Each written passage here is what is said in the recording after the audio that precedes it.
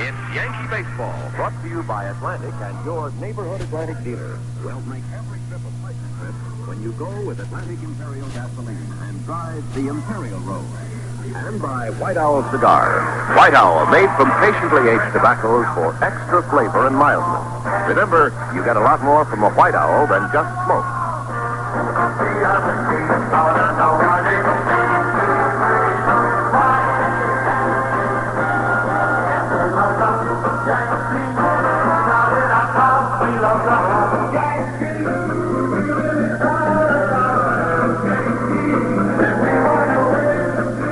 Hi, everybody. This is Phil Rizzuto, the old scooter, welcoming you to New York Yankee baseball. Jerry Coleman, Frank Messer, and I are on hand to bring you all the action. And they don't call Chicago the Windy City for nothing. Right now, the temperature 44 degrees, and it's going to definitely get down in the 30s before this doubleheader is over. The sun is shining brightly, though. That's one good spot. And down on the field, it won't be nearly as bad as it is in the stands and up here in the booth. And that's where it counts, down on the field. The wind is blowing straight in from center field, which will make it a perfect pitcher's day. A lot of long balls will be held up with that gale blowing in straight towards home plate. The umpires are down at home plate and the rival managers, so right now we have the starting lineups for you. For the Yankees, it'll be Horace Clarke leading off at second base. Roy White in center field, batting second. At first base and hitting third, Mickey Mantle. Andy Costco in right field, batting in the cleanup spot. In left field and batting fifth, Tommy Tresh. The catcher, batting sixth, Frank Fernandez. Bobby Cox will be at third base and batting seventh. The shortstop today, batting eighth, Ruben Amaro, and pitching and batting ninth, Al Downing. Al making his second start of the year.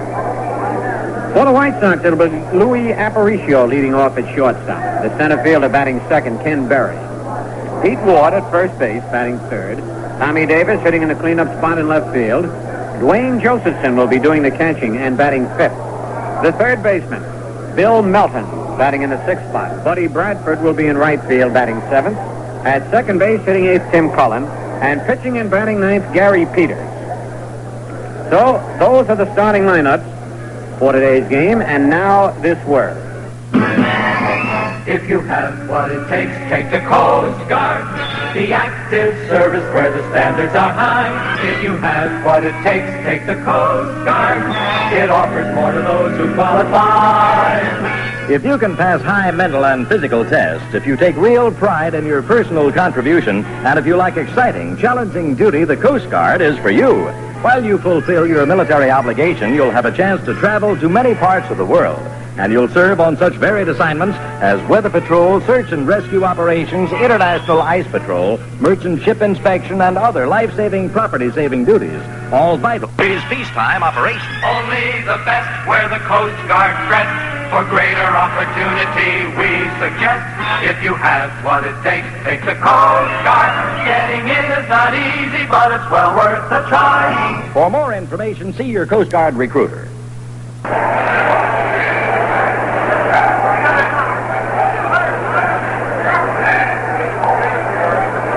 And for you who never heard about that phony sign out in center field, it's done for the...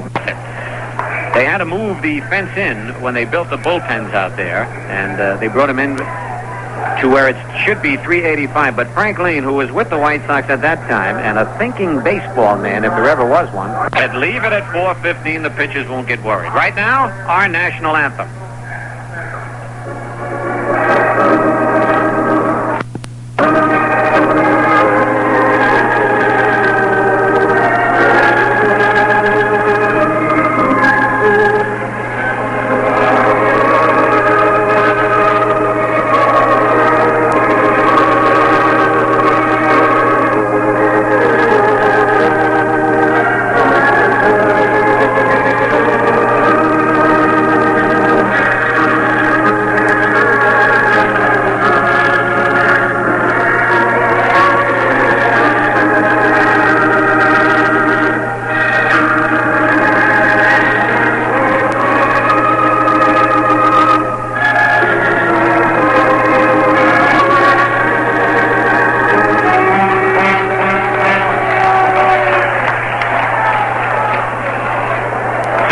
Ready to go here in this first game of the big doubleheader with the Yankees and the White Sox. And On the mound for the White Sox, their ace left-hander, Gary Peters, but Gary's having his trouble, just like Joel Halden, their number one right-hander. Peters has won none and lost 3. Gary against the Yankees last year was 3-1. And his career record against them now, 9 wins and 8 defeats. For the Yankees, Frank Crissetti will be coaching at third, and at first today will be Jim Turner. Whitey Ford had to return to New York last night, and sad occasion, Whitey had to attend the funeral services of his cousin, who unfortunately was killed in Vietnam. So our condolences to Whitey Ford and his relations. But Whitey will be back with the Yankees when they get to New York for Monday night. The umpires, it'll be Emmett Ashford calling balls and strikes, Frank Umont umpiring at first, Bill Valentine at second, and Jim Hunachek over at third. And Mr. Rip Collins is coming in to pay us a visit. And for you youngsters who might not have read about the infamous or famous Gas House Gang, Rip was a member of the original Gas House Gang. And Rip, I've been mistaken all these years. I thought the Gas House Gang originated in 1931. 34. 1934. In New York. Well, we'll get this game started, and when we get a break in between pitches or a little argument, I want to find out how it started and how you got the name Gas House Gang, all right? Fine, Phil. All right, right now, Horace Clark steps into the batter's box. Horace, a switch hitter batting right-handed, hitting 185. Takes the curve as he bluffs the bunt, ball 1. Sun shining brightly. Wasn't so cold, it'd be a beautiful day here in Chicago. Peters ready again. Fastball outside again. Clark bluffed the bunt. 2 balls, no strikes. Ken Berry is shading Clark slightly over towards right center field. Buddy Bradford not too deep in right field. Tommy Davis just about straight away in left. The 2-0 delivery bluffs another bunt at slow, ball 3. And Gary Peters, who about 2 years ago couldn't find home plate, has had a little trouble. Usually he has perfect control. But he's having a little trouble, and that'll get a pitcher in trouble every time. Here's the 3-0 delivery, right down the middle, strike 1 ball. I like the way that Emmett Ashford umpires the ball game, Rip. He's a little colorful. To say the least. He can stay warm down there today. Yes, he can. The 3-1 delivery. Ground ball hit to short. Aparicio over to first base, and it's 1 away. Louis had a fine series defensively against the Yankees. That'll bring up Roy White. Roy, batting .322, has 2 doubles, 1 homer, and 8 RBIs. Roy also a switch hitter, and that's another thing we want to talk to Rip Collins about. Rip, we got a little time right now. You know, I never thought they had any switch hitters other than Frankie Frisch back in those days. But you tell me you had 4 on one team. Who are they? Delancey, Rothrock, Frisch, and myself. And I can't recall anybody in the National League that switched hit in those days, other than the 4 I just mentioned. Right. There's a fly ball on the first pitch to straightaway center field. Berry is there and makes the catch. That's 2 away. And the batter now, Mickey Mantle. Now, we were talking about switch hitters with Rip Collins. And as Rip said, there weren't too many. But I think this is the fellow that popularized switch hitting. Rip, how about it? Well, in the American League, in the National League, I hold all the records offensively. I didn't mean records. Now, I wasn't talking about records. I'm talking about why the kids have become switch hitters. Mainly because Mickey Mantle was a switch hitter. I would say so, yes. I want to talk to you about those records, too, and especially about getting credit for a run batted in when the catcher throwing the ball back to the pitcher hit you in the head and it went to the outfield. That's one of the funniest ones I ever heard. Mickey takes the strike on the inside corner. 2 out here in the top of the first. There's no score. Mantle batting .238. Has 3 doubles, 3 homers, and 7 RBI. Mickey's back foot almost out of the batter's box. Peters delivers a swing and a high pop-up. They had overshifted on Mickey, and the second baseman, Cullen, in the shortstop position, had trouble but makes the catch. So an easy inning for Gary Peters as he sets the Yankees down in order. And the score at the end of 1/2 inning, the Yankees nothing, and the White Sox coming to bat. Hi, fans. I want you to meet a friend of mine, the Whiteout Girl. You know, I've been expecting you. Of course. You always find me where the men are. Tell me something, then. Are there any rules in baseball you'd like to see changed? I think we ought to change the 7th inning stretch. How do you mean? Instead of stretching, everyone lights up a white owl. A white owl's more relaxing, soothing. The tobacco does it. It's aged slowly, mellowed longer. But the seventh inning stretch is a tradition. So are white owl cigars. You see them everywhere. The stands are filled with them today. Just look around at all the reindeers, Invincibles, and New Yorkers. They're everywhere. The seventh inning white owl. I think I'll write the commissioner about it today. Just think. All those men at the same time finding out you get a lot more from a white owl than just smoke. Well, Al Downing's loosening up on the mound. Let's get back to Rip Collins. Now, Rip, first, the records you hold as a switch hitter in the National League. Runs batted in, home runs, and slugging. How about that? I always thought Frankie Frisch was the number one... He was a single hitter. He was a single hitter. As a matter of fact, Frankie managed the Cardinals, and you played under him, right, Rip? And you roomed with him? Well, before he became manager. Uh-huh. Quite a character, Frankie. We see him a lot in our travels. I'll have to tell him that we ran into him. And when next break we get, next chance, we've got to talk about that RBI you got and how you're the only man, and that's a record nobody will ever break, but they changed the rule, and Rip will tell you. Here's Aparicio, and the first pitch by Downing is in there, strike one call. Louis, batting .217, has 2 doubles, 1 homer, and 4 RBI.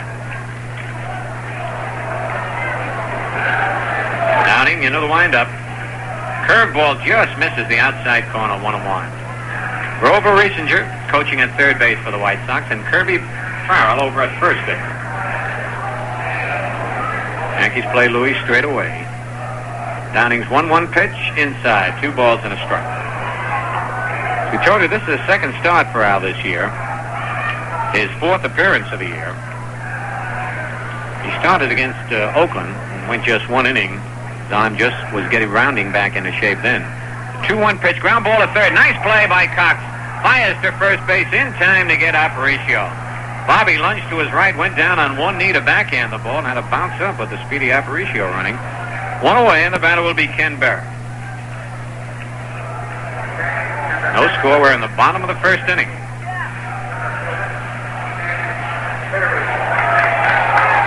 Berry, a right-hand batter, hitting .288, 3 doubles, 1 RBI.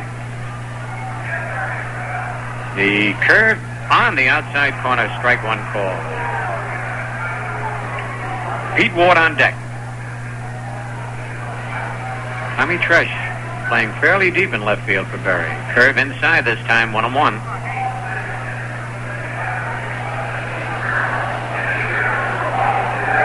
Berry with good speed. Downing's next pitch, a fastball, swing and a miss. 1 ball, 2 strikes.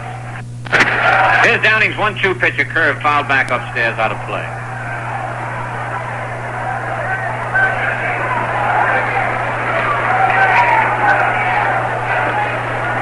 Al walks back out of that circle. That new rule they put in, Rip. We're talking to Rip Collins up there about pitches can't go to their mouth. A little troublesome, isn't it? It's a little tough on days like this. It is. The pitch, change-up, swing, and a miss, strike 3. Downing's got that change-up working beautifully now. He had Berry way out in front of that pitch. And the batter, Pete Ward. Pete, batting .286, has 5 homers and 10 RBI. You know, Rip, it seems to me that in the last 10, maybe 15 years, you never get a fastball anymore on even a 3-0 or a 3-1 count. Now the pitcher's all cheap. He pitched toward his high ball 1. But I can remember even when I was playing, which was after you, at 3-0, 3-1, you look for the fastball, you got it. Yeah, just about automatic. The temperature at the lakefront Here's the temperature. 47 degrees. The wind north at 18. 18 miles an hour from the north. And it's a cold wind. 2 men are out, nobody on, no score in the bottom of the first inning. Downing's curve a little high. 2 balls, no strikes. And now Al wants a new baseball. Amaro is shading Ward over towards second base. It's not the overshift. He's still on the third base side of the bag. Outfielder swung around towards right on Ward. Fastball outside, ball 3, 3-0. Ward's homer in this series was an up-the-deck job, but to hit one today, he's really going to have to hit it hard. Wind blowing straight in. The 3-0 pitch, right down the middle, strike call. On deck, Tommy Davis.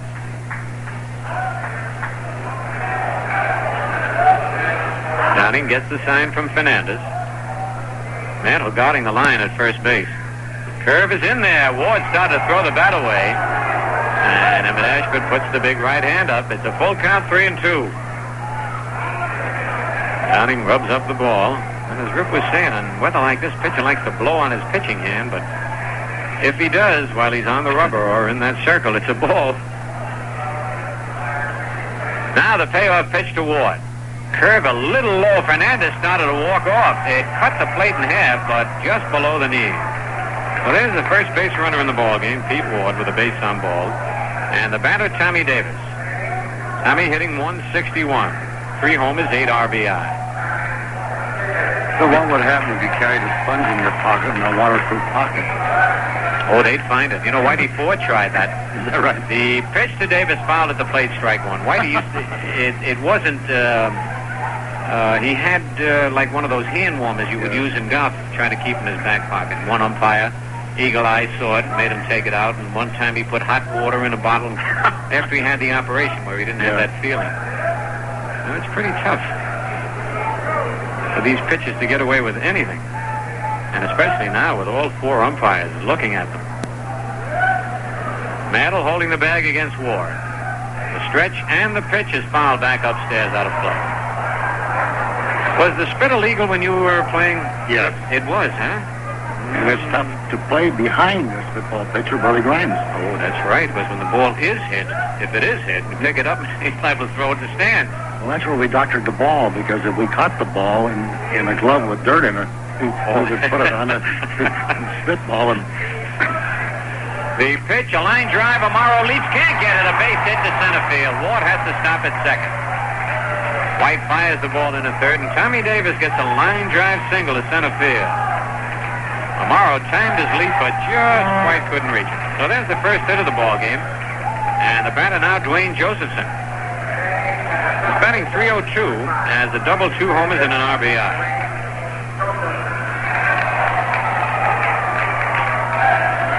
Davis at first, Ward at second, no score in the bottom of the first inning, first game of a doubleheader.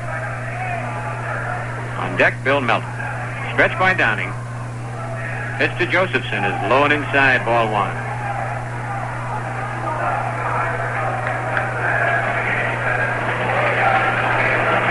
Runners lead off first and second. Josephson deep in the box, right-hand batter. Downing's curve, bouncer right back to Downing. He one-hands it, wheels around, throws to Mantle for the out. And so the White Sox are out of there. No runs on 1 hit, no Yankee errors, and 2 men left. And at the end of 1 full inning, it's the Yankees nothing and the White Sox nothing.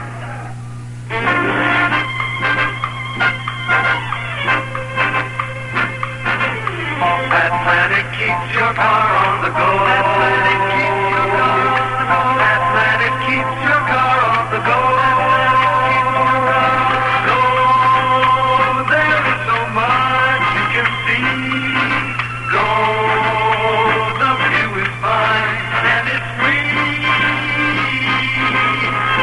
More to driving than simply getting there when your car runs the way it was made to run. Atlantic Imperial gasoline helps us do just that along the Imperial Road. Atlantic keeps your car on the go. Whenever you hit the road, make it the Imperial Road. Every road you travel becomes the Imperial Road with Atlantic Imperial gasoline. Atlantic keeps your car on the go.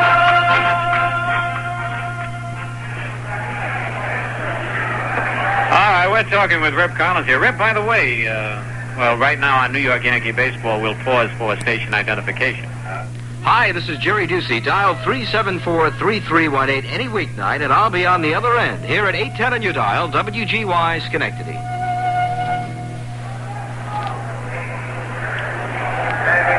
Andy Costco will lead off for the Yankees against Gary Peters. No score in the top of the second inning.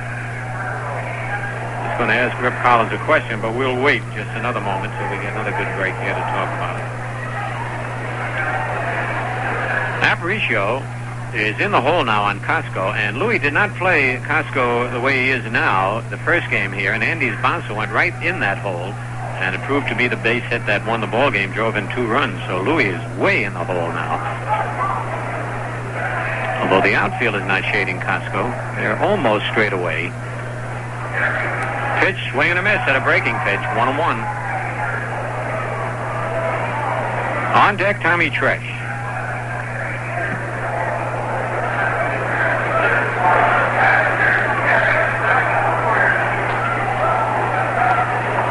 Peters gets the sign from Josephson. Rocks back. Curve inside this time, 2-1. Rip Collins was saying about having 4 switch hitters on his club. We've got 5 on this club. If Michael was playing today, we'd have 5 switch hitters in the lineup, Rip. We got 4 now. Clark, White, Mantle, and Tresh. That's what I said, Michael. Now, if he were in the lineup, we'd have 5. It's getting to be the thing today. It is. It's an interesting story you told me about young Kessinger of the Cubs, how it's benefited him, right? Very much so. He's in about 375, 380 now. Well, he got at least 2 extra steps to first base, batting left-handed. There's a strike on a pitch that looked about a foot outside. Costco was running down to first base, but Ashford didn't think so and called it a strike. 3-2. Emmett is not only a colorful umpire, Rip, but very controversial, and Chicago has been the scene of many of his big controversies. The payoff pitch, a curve popped up back of the plate. Josephson coming back. I don't know if he's got the room, and he's got the room, and he makes the catch just in front of the screen. So it's 1 out, and the batter now, Tommy Tresh. So, Rip, what are you doing right now? You've been in baseball, 45 years? I am unemployed right now as far as baseball is concerned. All I'm doing is a few personal appearances. I'm trying to get a job, and I think I'm going to leave here and go back east, back to my hometown, Rochester, New York. You mean you're not in baseball in any capacity? Not at all. Oh, I can't believe it. A lot of people can't, but it is so. Tommy bluffs a bunt, takes a ball low and outside. Gee, after all these years, you've got to feel lost. Your first year out of baseball? I'm a little disappointed. Well, you should be. Gee, I'm sure there's somebody around who could use some good talent. The pitch is fouled back, up on the roof and out of play. 1-1. Well, I imagine you've contacted a lot of clubs. Just about everybody, Phil, and they've all got me on their books, I guess, if anything opens up. Well, if anybody's listening in, Rip Collins, a great man to have, and also one of the best after-dinner speakers. Public relations-wise, he'd be a boon to any organization. Well, thank you, Phil. Oh, that's you and Lefty Gomez, 2 of the funniest men and finest ball players that I've ever met.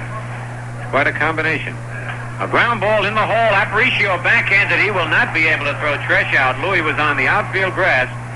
Came up with the ball backhanded, but that time he couldn't throw Tresh out. So Tommy gets an infield single. First hit for the Yankees. And the batter now, Frank Fernandez. Frank hitting 188. He has 1 homer and 4 RBI. This is only the 8th game for Fernandez. One of the big reasons, because they haven't thrown many left-hand pitches against the Yankees. Another, he's had some military obligations to fulfill.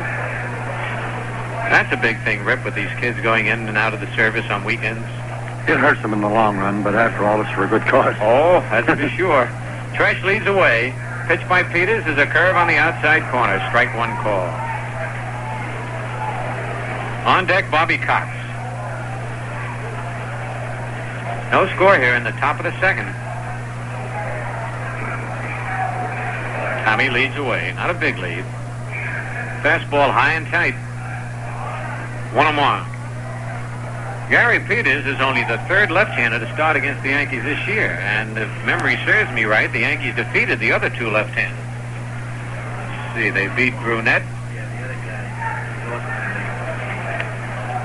Oh, that's right. Kane started for Detroit. And he did not beat the Yankees. He did not get credit for the win, but relief pitcher came in and got credit. So Yankees are 1 for 1 against the left-hander, actually. Curve is outside this time. 2 balls and a strike.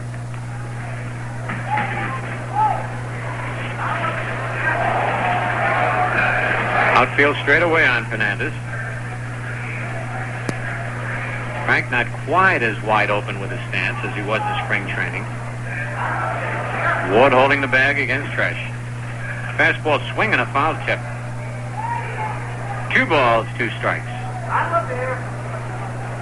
This kid's got a lot of power, Rep. He's a big boy. Got big shoulders. He just likes to pull everything, and anything from the middle of the plate on in he can hit. But that outside pitch, he hasn't learned how to go to right yet. But those sluggers don't like to go to the outside field, do they? No, everybody wants to pull it to the short part of the field. Uh-huh. All right, ready for the 2-2 delivery. Low with the breaking pitch, and it's 3-2. So the Yankees with their first opportunity to run. They have not had too much success against the White Sox in this series. Josephson has a fine throwing arm, plus the fact that they've been able to pitch out. Right now they can't pitch out because it's a 3-2 count. Pop would like to see him pitch out. All right, Tresh leads away. The stretch. The runners go, and the ball is swung at and missed, but Drevno hold it a foul tip, and it nicked Josephson. Tommy Tresh was running. Comes back. And a foul tip gives Fernandez a life. So the count holds at 3-2.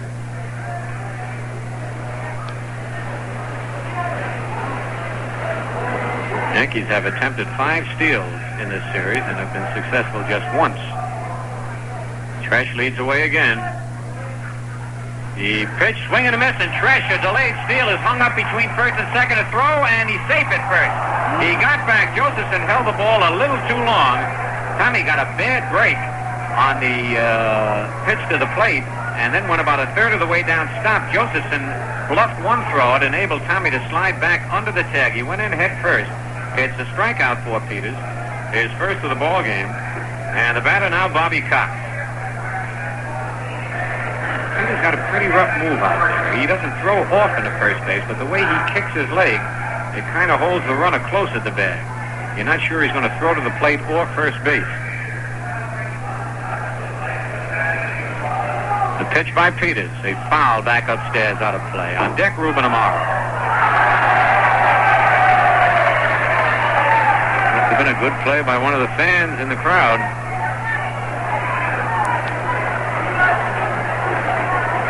Two men out, top of the second, no score. Peters sets.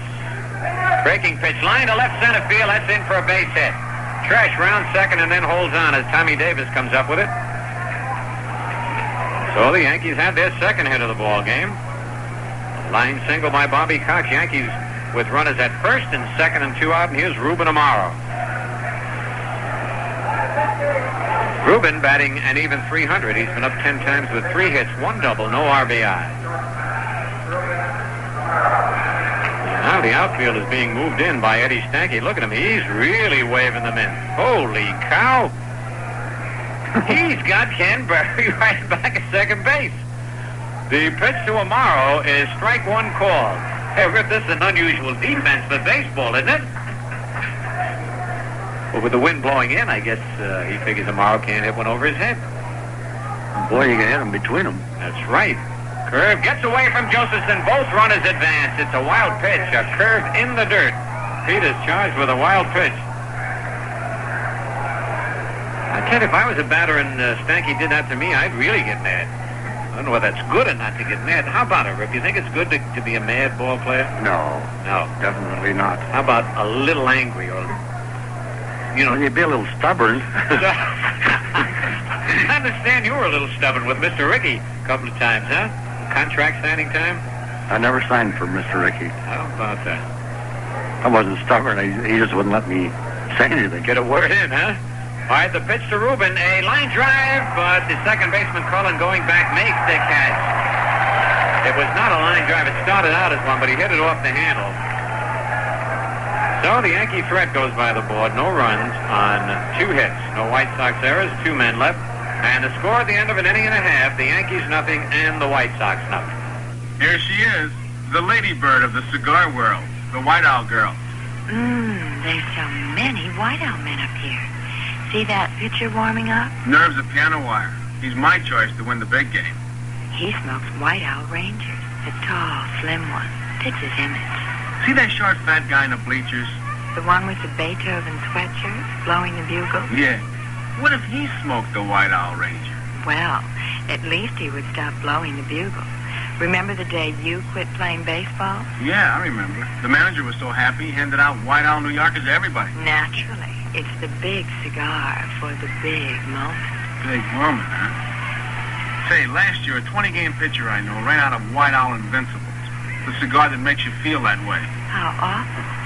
That was the day he got knocked out in the first inning. Could it be that... You're right, Joe. You know you get a lot more from a White Owl than just smoke.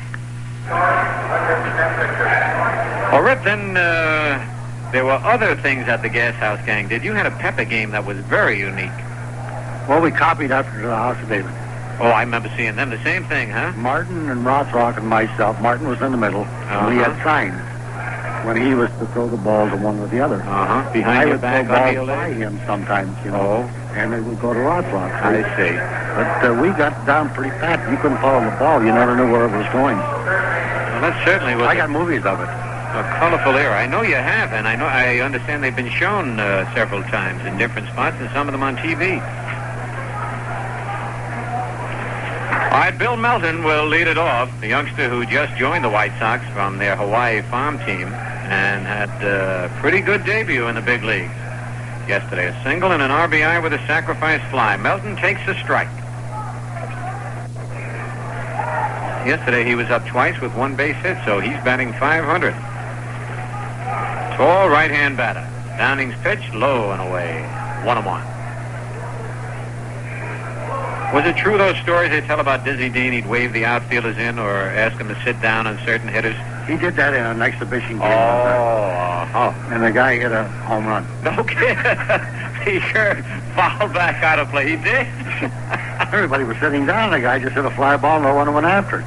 An exhibition guy got a home run. In fact, he announced that this had been done before, but never by him. You know, try it. And he eased up on the pitch, too. All right, here's Downing's pitch. It's outside, and the count is even 2-2.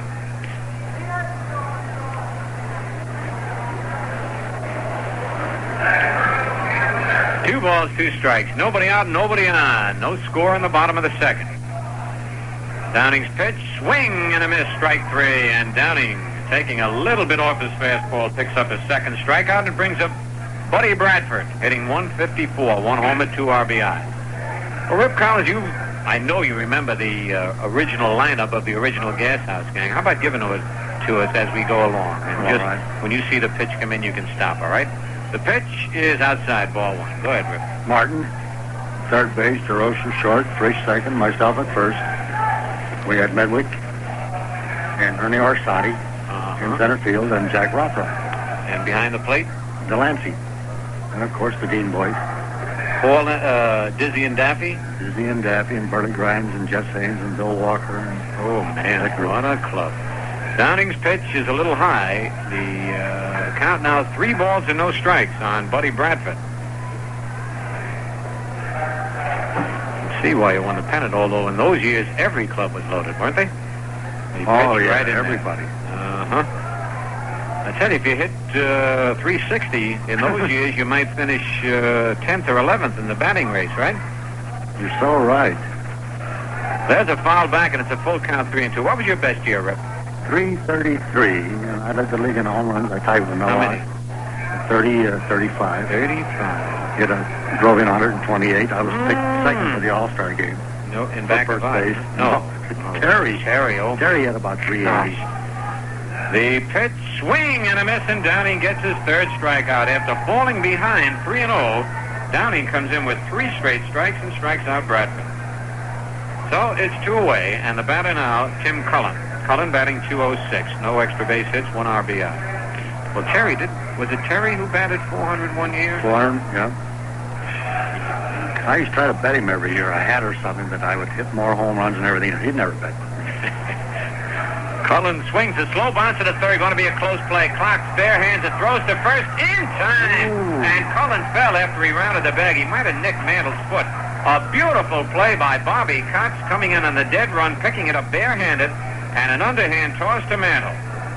And so the Sox get down in order in the bottom of the second, and the score at the end of 2 full innings. The Yankees nothing and the White Sox nothing. A chem cleaner store is really more than a store. It's a chem cleaner plant, so it does much more. Repeat, a chem cleaner store is really more than a store. It's a chem cleaner plant, so it does much more.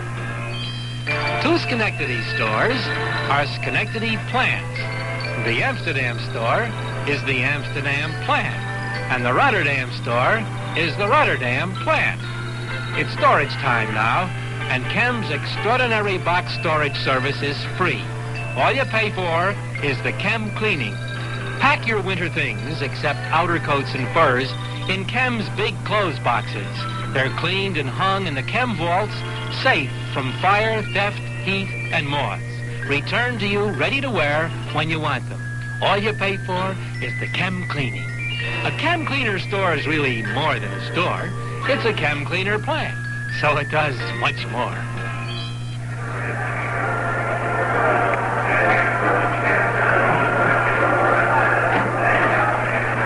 We get ready for the top of the third inning. And Al Downing will lead it off for the Yankees. So I hope you enjoyed the chat with Rip Collins. Actually, there was not too much happening on the field. We didn't mean to break in and break up the continuity of the ball game, but when you see these great ball players of the past, and Rip was one of them, you like to talk about them because you read a lot of things, and if you hear it right from the horse's mouth, then you know it's true. Peters pitches to Downing. It's right down the middle, strike call. This is Al's first at-bat this year. Al bats him right-handed. The pitch by Peters, a curve, swing and a miss, strike 2. Low-breaking curveball.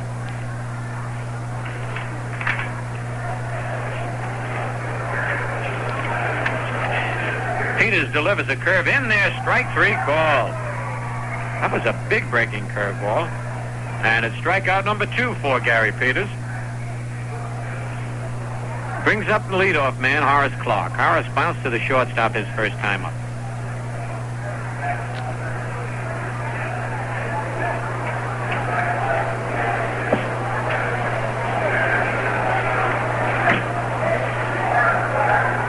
One out, nobody on. No score.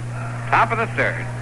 Pitch by Peters, and it's a strike on the outside corner as again Clark bluffed a bunt. Horace bluffed a bunt twice his first time up.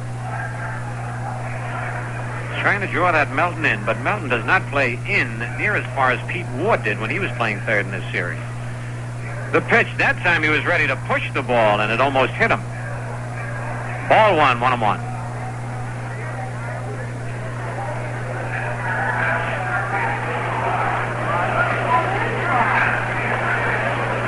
All right, Peters ready. A curveball bounced slowly out in front of the plate. Peters in, up with it, wheels around, throws to first in time for the out. 2 away. And the batter, Roy White. Roy flied to center field his first time up.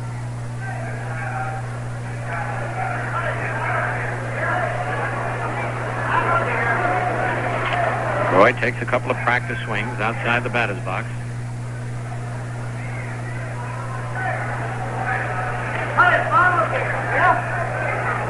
All right, Gary Peters into the windup. His pitch is fouled on the right field line, back into the crowd and out of play.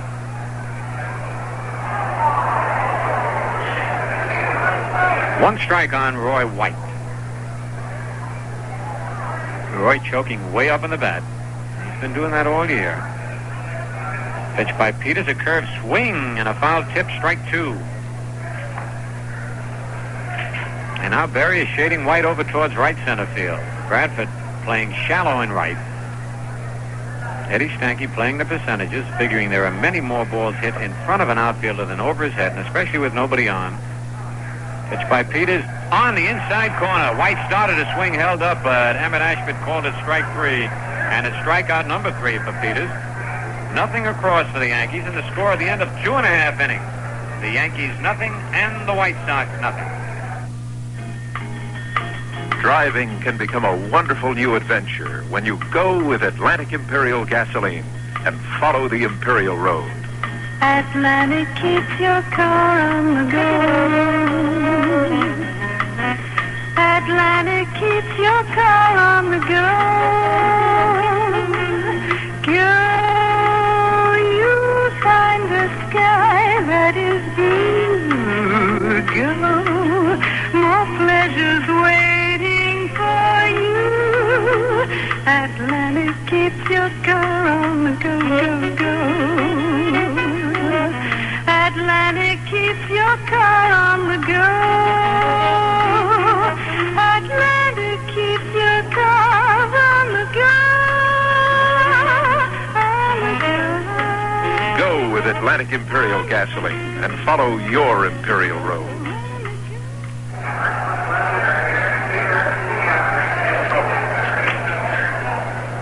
So we go into the bottom of the third inning. No score in the ball game. Both pitchers have the game well under control at this point. And Gary Peters will lead it off for the White Sox. Peters, a good hitting pitcher, bats him left-handed. He's been up 11 times with 3 base hits, batting .273. No extra base hits, no RBIs. We'll have a complete rundown of all the scores at the end of this half inning. Bobby Cox moves in at third. Mantle deep at first and guarding the line. Downing's pitch to Peters is low, ball 1.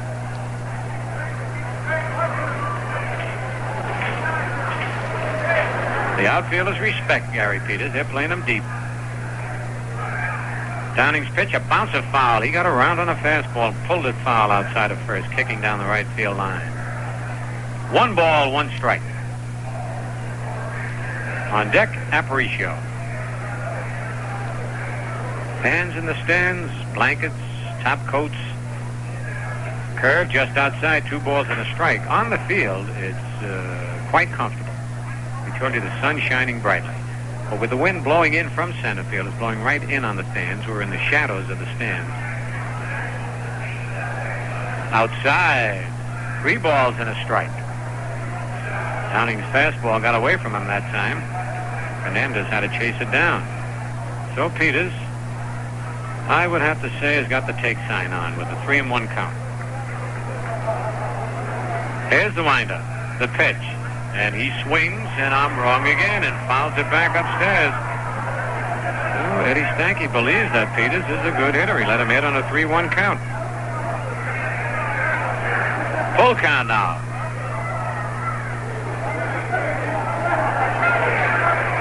Downing rubs the ball up, back on the infield grass. Now Al steps on the rubber and gets the sign from Fernandez. Here's the payoff pitch. A foul back upstairs again.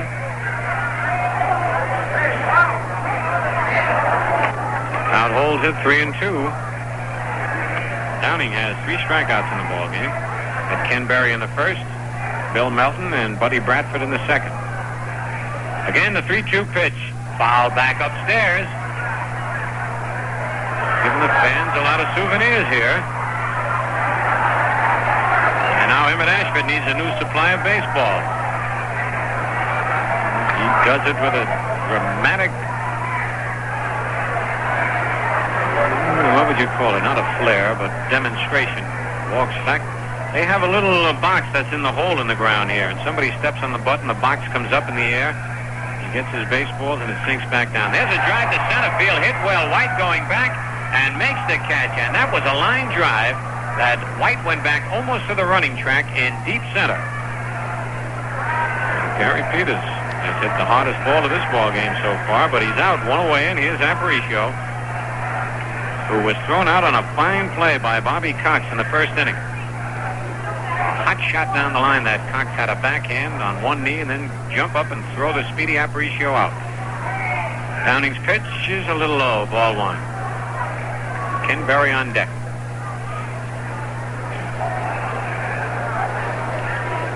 Downing winds. Curve line, past Bobby Cox, who dove after that one but couldn't come up with it. Aparicio makes the big turn. Tresh hurries the ball in, and Louis on with a single. The throw from Amaro back to first. A But Aparicio gets back there. Louis makes that big turn and really hustles. And if the ball is bobbled even momentarily by the outfielder, he keeps going to second. That's the mark of a good base runner. See a lot of base runners round the bag and then stop. And then if the outfielder bobbles it and they try to go, they're usually thrown out. Here's Ken Berry, struck out his first time up. So, Downing with a good move and Aparicio a good base runner. Should be quite a duel. Here's the stretch. Louis with a big lead. The pitch is low and inside, ball one. And Fernandez with a good throwing arm. So, this has got all the elements of an exciting play that could happen.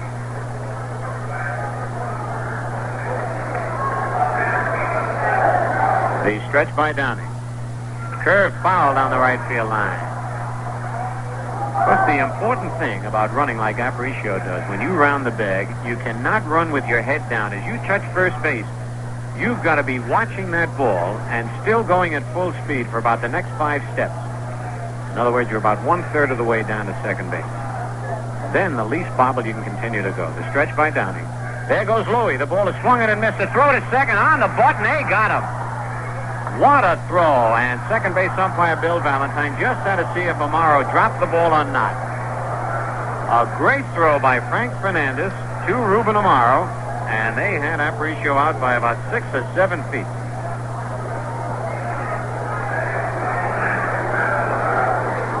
So it's 2 out. The count 1 ball, 2 strikes on Ken Berry. So that's an exciting play as all those elements are involved, as we told you. The good move by Downing, the speed of Aparicio, the throwing arm of Fernandez. There's a drive deep to left. Fresh going back, and that ball is in. A home run. Holy cow, against the wind. A line drive into about the 3rd row of the left field seat for Ken Berry, and there goes the scoreboard exploding as Berry gets his first home run of the year, and the White Sox lead 1-0.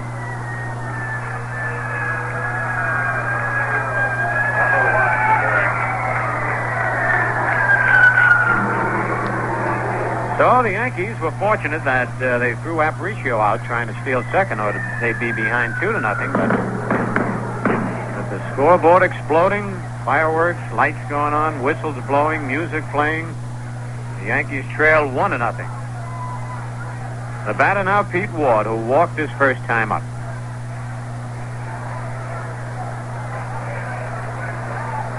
It's exciting and interesting to see the scoreboard explode to everybody but the pitcher who threw the home run ball.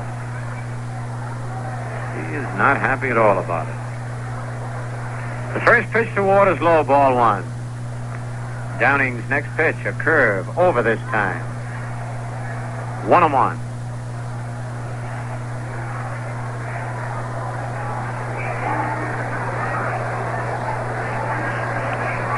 Wind up by Downing.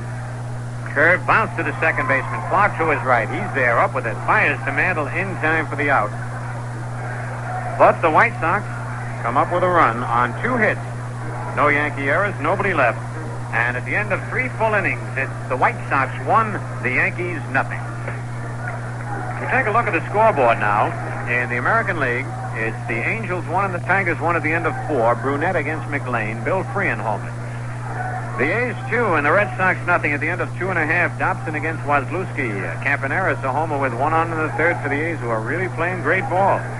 Baltimore really playing exciting baseball, now leading the Washington Senators 5-0, playing the top of the 7th. Brabender for Baltimore. Higgins in there now for Washington. Moten homered in the 1st with 1 on. Brabender in the 7th, and now Blefary has just homered in the 7th with none on. So Baltimore's leading at least 8-0, playing the 7th.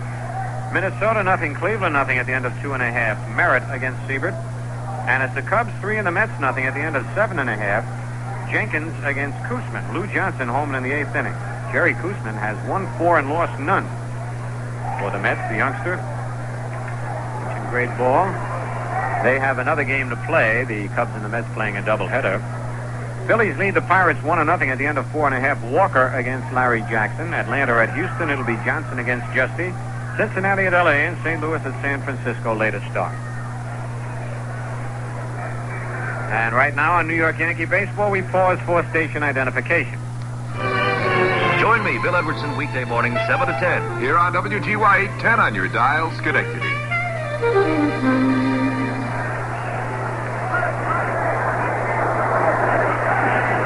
Mickey Mantle the batter. Mickey popped a second his first time out. First pitch outside, ball 1. Gary Peters ready. His next pitch is low, ball 2 in the dirt. 2 balls, no strikes. Mickey Mantle looking for the home run that will put him ahead Ted Williams in the home run race.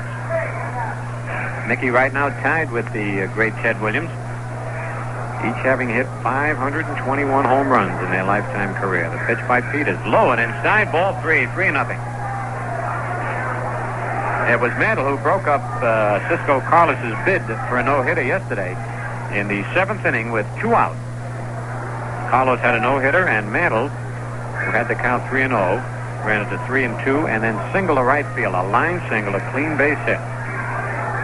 The 3-0 pitch, outside, ball 4. Mickey Mantle gets a base on ball. And that's the first walk given up by Gary Peters in the ball game, and it brings up Andy Costco, who fouled to the catcher his first time up.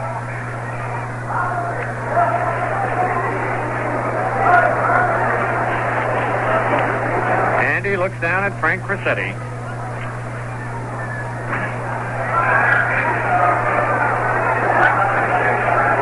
Pete Ward holds the bag against Mantle.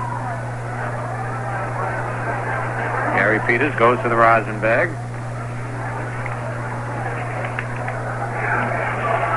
Now the left-hander stretches. Pitch to Costco, low and inside, ball 1. For Mickey, that was his 19th base on balls of the year. In this, his 22nd ball game. So you can see they're still pitching carefully to the Mick. Tommy Tresh nearly in the on-deck circle. Aparicio playing in the hole. That means Cullen will have to cover all the way. Andy, a big hole between first and second. There's a foul off the end of the bat. 1-1. Costco could punch one to right field. He'd have almost a sure base hit if he kept it on the ground. Cullen is playing near the bag at second, with Ward holding Mantle at first. A lot of room, and Aparicio playing way over in the hole on Costco. White Sox lead 1-0. We're in the top of the 4th. Nobody out. Mantle at first. First game of the Twin Bills.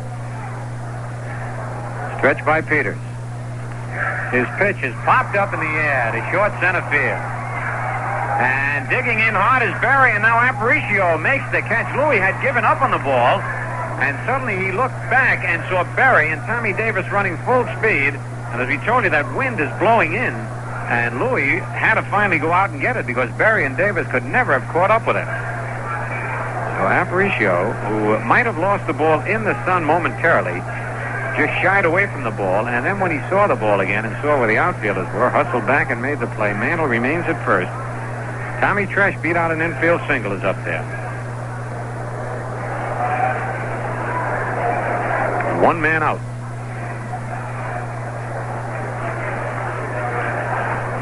Pitch to Tresh, a bouncer foul past Frank Crissetti down the left field line.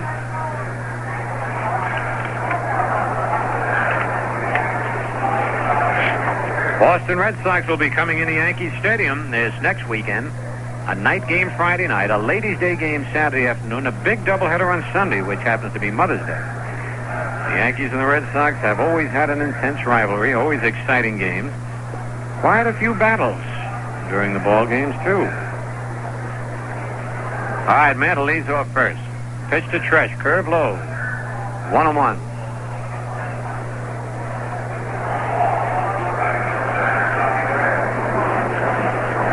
On deck, Frank Fernandez. Here's the stretch. A line drive to center field. Barry is coming on, though, and makes the catch. That ball was hit right on the button. Looked like it might sink for a moment, but then it stayed up there, and Barry made the play. 2 out, and here is Fernandez, who struck out his first time up. Josephson walks out to the mound, talking with Gary Peters just momentarily.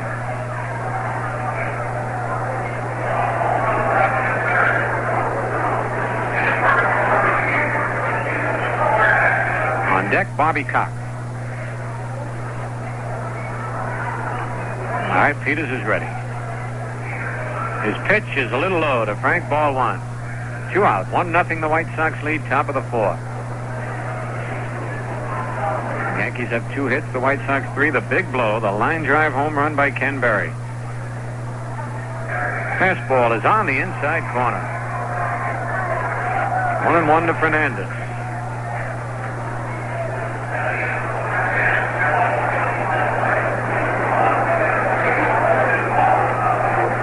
Mickey not taking too big a lead off first. Peters delivers, it's low and away. 2 balls and a strike.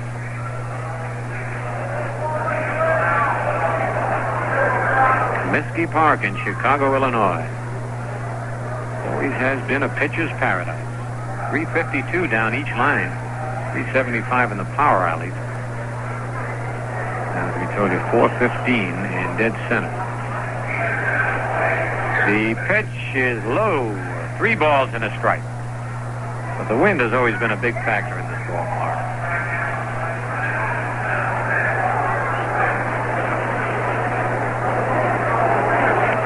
Three balls, 1 strike, 2 out. Let's see if Mickey will be going. Stretch by Peters. Mickey's going. The ball is bounced to third. And Melton throws to second, but Mandel's in there to throw to first. Gets by Ward. Hey, Mickey's not looking, and Fernandez rounded the... Oh, I'm starting to root up here. But Mickey was not looking, could easily have gone to third. And Fernandez had rounded the bag, and Newman is saying that they can go to third, and it might be interference by the second baseman, Cullen. Or it's a fan touched the ball, okay. I'll have to stop rooting up here. That was a weird play. It's a good thing Mickey was running. He beat the throw by the third baseman, and then Cullen's throw, with Mickey sliding into the bag hard, was low and to the right. Got by Ward and rolled to the stands. Mickey got up, brushed the dirt off his pants, wasn't looking, could easily have made third. Now Eddie Stanky is going out to talk to the umpire at second base, Bill Valentine. That play has scored a fielder's choice for Frank Fernandez, and the second baseman is charged with an error on the low throw to first base. So Eddie Stanky now out there at second base trying to get a ruling from Valentine. Cullen might have thought that they had Mantle at second base. Now Eddie stops to talk with Louis Aparicio. And let's see if he'll have a little word with his third baseman. No, just pats him on the back. Steps across the foul line. Doesn't touch any lines on the way back into the dugout. So the Yankees get a big break there. Runners at second and third, and timeout. Aparicio runs in to call timeout. And let's see. Now they're back. Cox the batter. Bobby lined a single to left center field his first time up. The White Sox lead 1-0. The pitch to Cox. A base hit. Oh, no! Holy cow! It hit Frank Fernandez. Fernandez had the ball right in front of him. All he had to do was hop in the air, and 2 runs would have scored. As it is, that's a base hit. A base hit for Bobby Cox, but it would have scored 2 runs. Fernandez looking right at the ball, tried to jump, but was too late. It hit him right in the leg. And as a result, Aparicio gets a putout because he was closest to the ball. Cox gets credit for a base hit, but Fernandez is out because the ball hit him. Holy cow. So, for the Yankees, in a weird inning, no runs on 1 hit, 1 White Sox error, 2 men left. And the score now at the end of 3.5 innings, the White Sox 1 and the Yankees nothing. Teflon, the coating that keeps fried eggs from sticking to the pan, is now helping cleft palate patients speak more clearly. Research scientists, with financial support from the National Institute of Dental Research, one of the 8 National Institutes of Health in Bethesda, Maryland, have found that injecting Teflon into the back wall of the throat can help patients speak more normally. In normal speech, the back part of the soft palate and the back throat wall meet to block the nasal passage and direct air out through the mouth. When the palate and back throat wall fail to meet, air seeps into the nose through this opening or cleft palate and makes speech nasal and hard to understand. The new Teflon implant works by forming a bulge that narrows the space between the palate and the back throat wall. This method is recommended primarily for patients with a relatively small gap. Finding ways to bring clear speech to cleft palate patients is only one way that your government contributes to better health for everyone through the National Institutes of Health.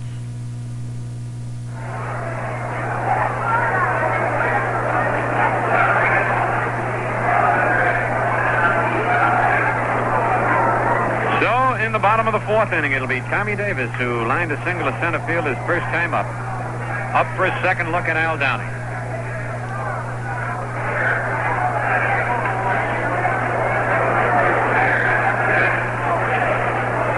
Here's Downing's pitch to Davis. The pitch is low, ball one.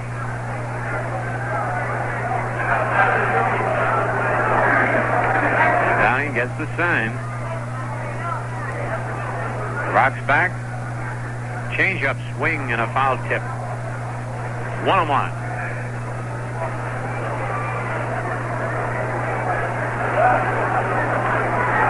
So Bobby Cox now 2 for 2 in the ball game. 1-1 curve outside, ball 2, 2-1.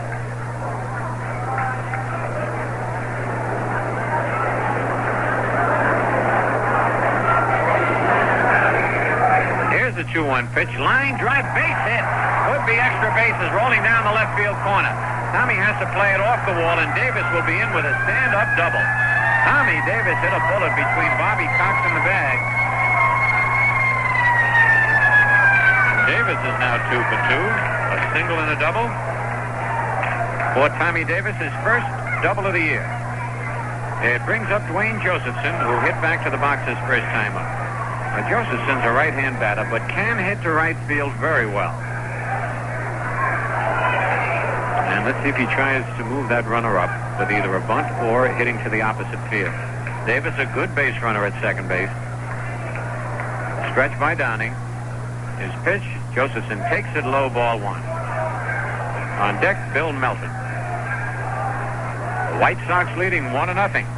We're in the bottom of the fourth inning.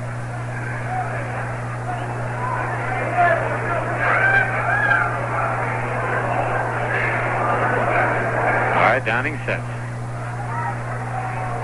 His pitch inside. 2 balls, no strikes. Al is trying to keep the ball on the inside part of the plate to keep Josephson from going to the right field area. Both pitches have been inside. Davis with a big lead at second base. Here's the stretch. The pitch inside again, ball 3. So now Downing will have to pitch for the middle of that plate. 3 balls, no strikes. Al has walked 1 man. He walked Pete Ward in the first inning. He has struck out 3 and has given up 4 base hits. Here's the stretch. The 3-0 pitch. Low, ball 4. So the White Sox now with runners at first and second. Nobody out, and Cliff Melton the batter. Rather, Bill Melton the batter. Keep thinking of Big Cliff, the pitcher for the Giants. He was a pitcher, then they made him an outfielder. No, I'm thinking of Hartung. Melton was strictly a pitcher. Right, he was a big guy. You know why I remember him? Because I hit a homer off Cliff Melton in the 51 World Series. I'll never forget him. I got him in my book. It's a small book, but I got him. Melton squares the bunt, takes it high, ball 1.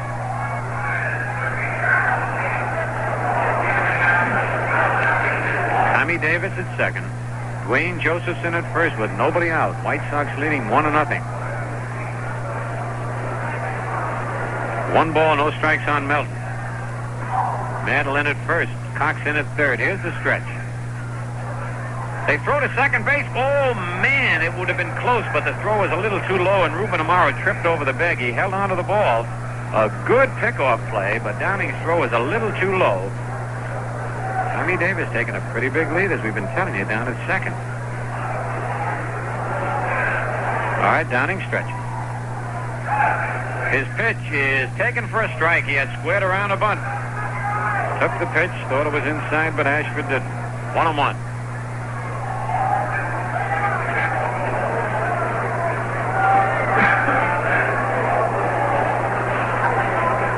All right, Downing gets the sign from Fernandez. Here's the stretch. The pitch is swung at and popped up. Clark moving back in short right field, backing up and makes the catch. The infield fly rule is called. He had to go quite a ways for that ball, but still he had his back to the outfield. So it's a judgment play by the umpires whether the infield fly rule should be called or not. Even though he was quite a ways back on the outfield grass, you can still call the infield fly rule. which means the batter is automatically out. Buddy Bradford struck out his first time up. So it's 1 out with runners at first and second. They're going to have to keep an eye on Davis. He's going to try and steal that bag if they give him a little more room. Clark moves in now to hold him close. Mantle moves back at first base. Bobby Cox even with the bag at third. Here's the stretch. The pitch is outside, ball 1.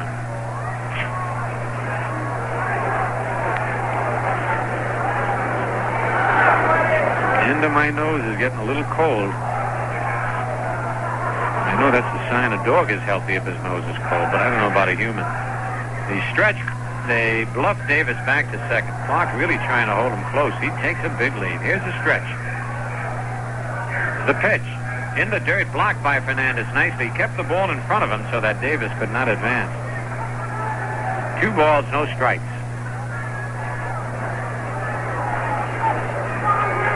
Al Downing slowing the pace just a little bit. They have really been breezing along here. All right, Downing ready. His pitch swing at a low fastball and a miss. 2 balls and a strike. Bradford, a square-shouldered right-hand batter.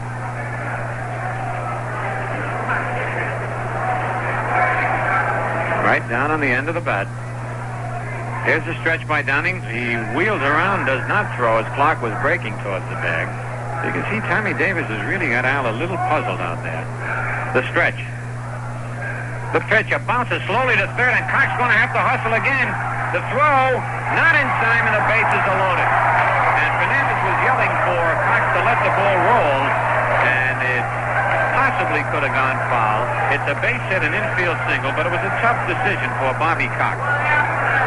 The ball would have hit on the dirt part of the infield, just between where the grass ends and the foul line, and possibly would have kicked foul, but Bobby had to make up his mind in a fraction of a second. He decided to play for it, couldn't get to Speedy Bradford, and the bases are loaded. The batter, Tim Cullen, who was thrown out on a fine play by Cox in the second inning. All right, here's the stretch by Downing. The pitch, swing and a miss, strike 1.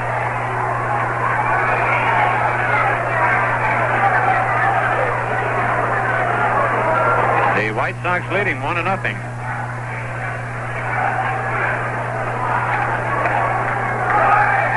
Mantle's in at first. Rest of the infield in double play depth. The pitch, swing and a miss, strike 2.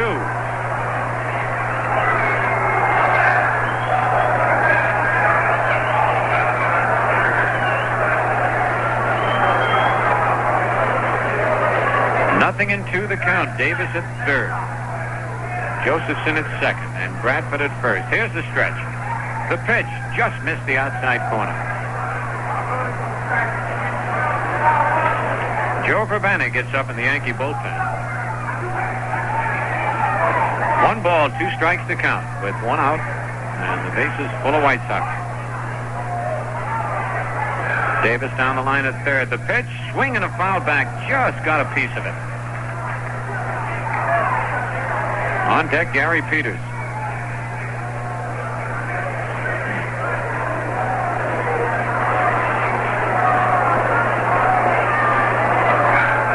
All right, Downing leaning forward to get the sign and keeping an eye on Tommy Davis at the same time. Here's the stretch. The pitch, swing and a miss. He's out of there. The ball was dropped by Fernandez, but Frank just picked it up, made sure nobody ran, and Cullen automatically out with less than 2 out. And a runner at first. A big strikeout for Al Downing, his 4th of the ball game. And here's Peters, who lined hard and deep to center field in the 3rd inning.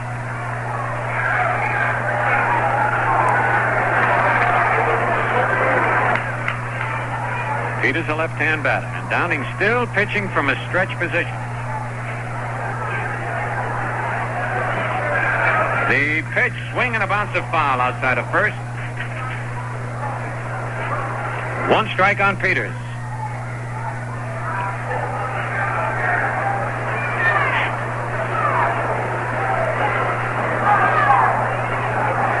Downing gets a new ball and checks the sign. Davis is trying to bother Downing, running up and down the third base line. Here's the stretch. The pitch, line deep to right field. Way back, way back. That's ball is in. It sweeps a grand slam home run for Gary Peters. Oh, the we knew he was a good hitting pitcher, but against the left-handed pitcher and a low outside fastball, he drilled into the right field seats for a grand slammer. And I would venture to say that's his first one of his career. I mean, you don't hit many of them, and a pitcher certainly doesn't get too many chances. A big base hit for Gary Peters, and the White Sox now lead 5-0.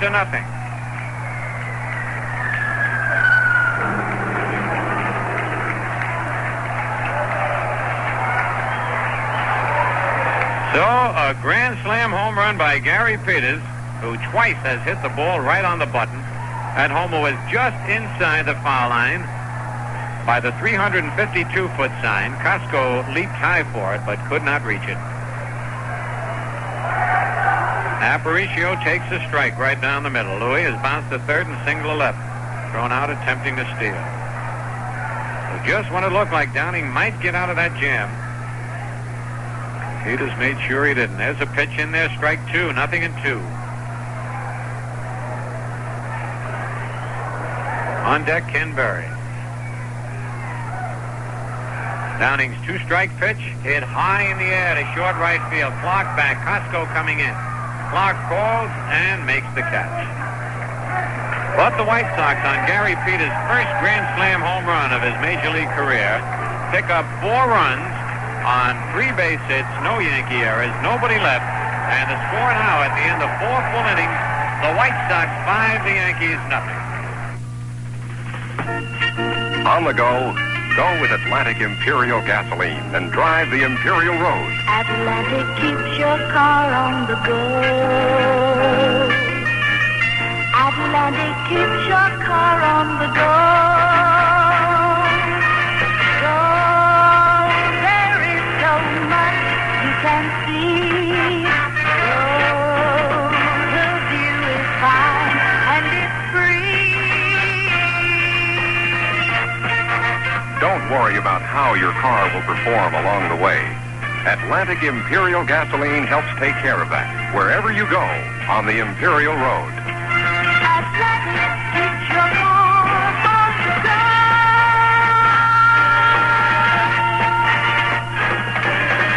You're always on the Imperial Road with Atlantic Imperial gasoline.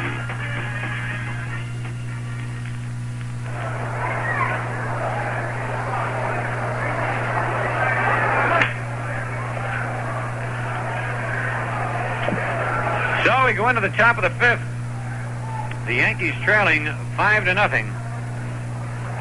They had a weird, tough break when Bobby Cox's base hit Fernandez in the leg. Would have been 2 sure Yankee runs. And then after Downing had struck out Tim Cullen with the bases loaded to make it 2 out, Gary Peters hits his first grand slammer. There's a high fly hit to right field by Amaro right there. Buddy Bradford, and he makes the catch. Rubin had popped to second his first time up. So it's 1 out. We're going to have a pinch hitter. Dick Hauser will be batting for Al Downing.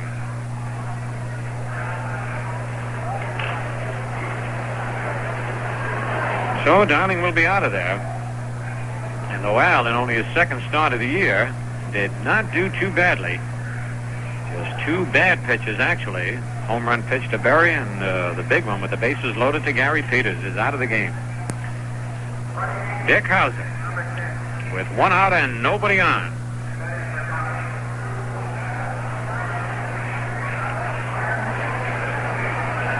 On deck, Horace Clark.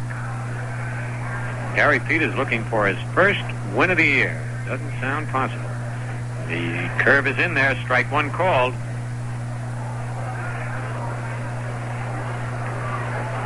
Outfield straightaway on Hauser. Peters' next pitch, a curve in the dirt. 1-1. Dick with a good batting eye. Got several ways he can get on base. Pretty good bunter. He's got an eye down at that young rookie third baseman, Melton. The pitch, he bunts down third, but foul. Oh, Dick Hauser, figuring that the young rookie at third, thinking of so many things, he might not be thinking about the bunt at that moment. When a team is behind 5-0, you don't look for the bunt too often. Well, that's the beauty, the surprise element in this game of baseball.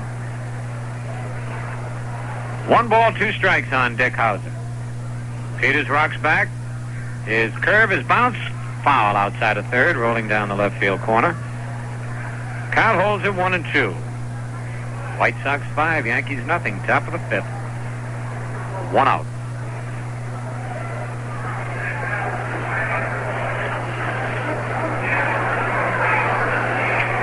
All right, Peters gets the sign from Josephson. Very short wind-up fastball, foul back upstairs.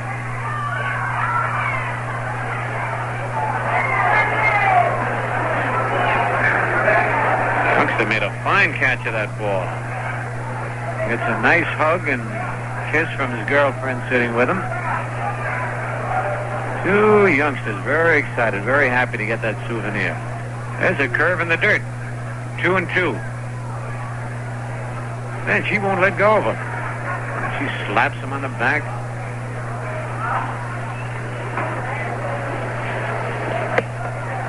Ready for the 2-2 pitch to Hauser. High, ball 3. 3-2.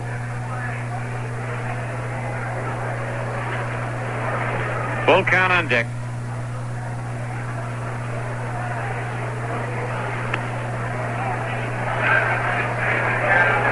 Peters ready. The payoff pitch. Outside. Dick Hauser with that good eye works his way on. A base on ball. The second one given up by Peters. And it'll bring up Horace Clark, who has bounced to short and hit back to the box.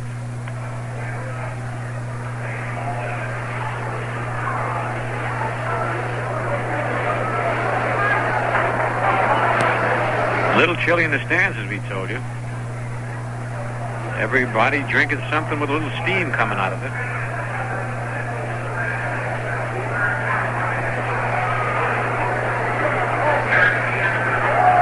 Now they move the outfield in a little bit on Clark. The pitch to Horace. He bunts but misses. Tried to bunt, I should say. Try to drag it down that third base line. They're trying to work this rookie out at third base, but so far have been unsuccessful, laying one down fair. Water's not bothering the whole Hauser on. The White Sox leading 5-0. Curve is popped high in the air. Tommy Davis right there having a little trouble with the sun, but then makes the catch. 2 away.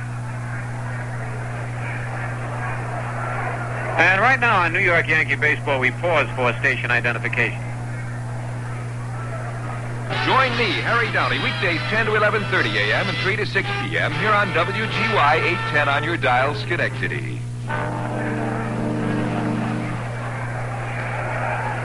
Roy White fly to center and struck out with 2 out.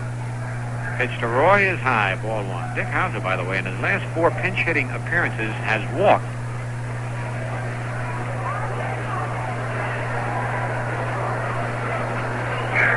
On deck, Mickey Mantle. The stretch, the pitch, swing and a miss. 1-1. Fritz Peterson is throwing in the Yankee bullpen.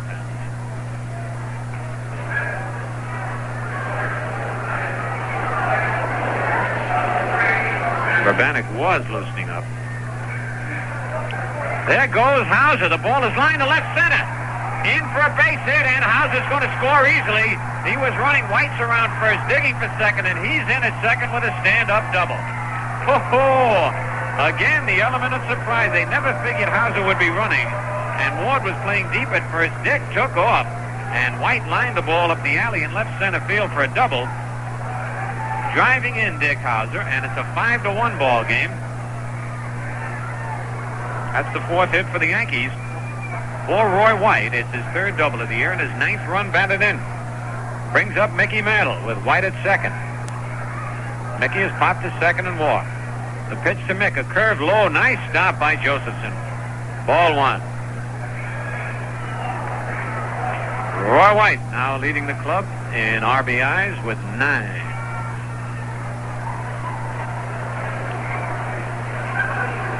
They have overshifted on Mickey. They've got 3 men between first and second. This is the only club we see do that against Mantle. Pitch by Peters in the dirt again. Ball 2, 2-0. And Josephson goes out to talk with Peters.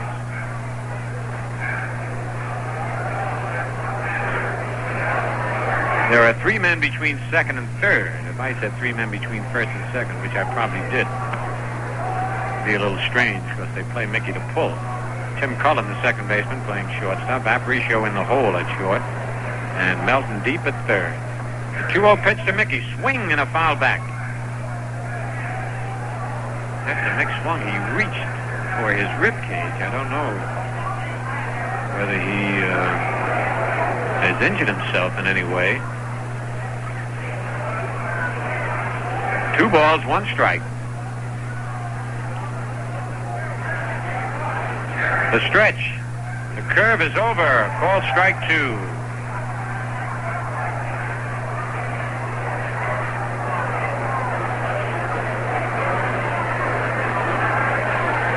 Two balls, 2 strikes, 2 out. White Sox lead 5-1. White leads off second. Pitch to Mickey, a curve in the dirt again, and it's a full count, 3-2.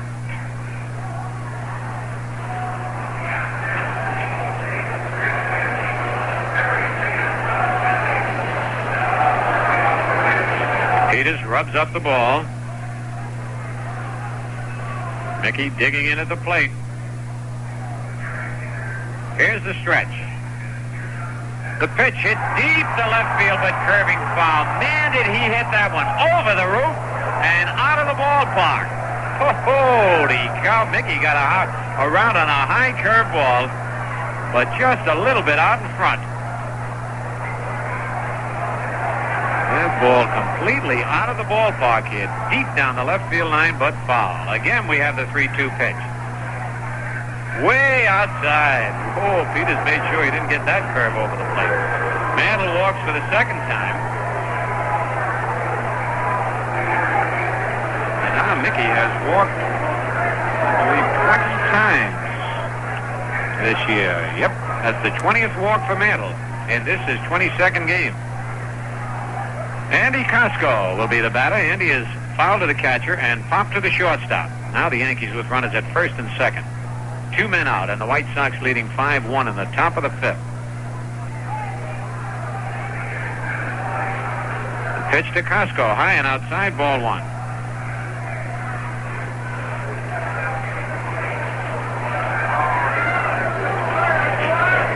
Mickey has reached base safely in 21 of these 22 games he's played in. Wilbur Wood, a left-hander, knuckleball pitcher, gets up in the White Sox bullpen.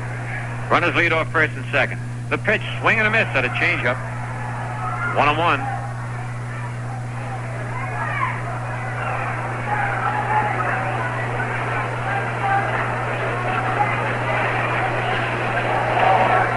Looks like the Mets are doing a little something in that 9th inning. They are trailing 3-0 in the bottom of the 9th, but in the 9th, the Cubs have had Hartenstein, Hernandez, and Regan in there. There's a pitch on the outside corner. Costco says no, it was outside, but Ashford said it nicked the corner. 1 ball, 2 strikes. Well, the Mets fell 1 run short. They picked up 2 runs in the bottom of the 9th, and Jerry Koosman loses his first game of the year as the Cubs beat the Mets 3-2. But he pitched another strong ball game, evidently, just giving up 3 runs. All right, we've got a 1 ball, 2 strike count on Costco. The stretch by Peters. Curve high and outside. The count's even at 2-2.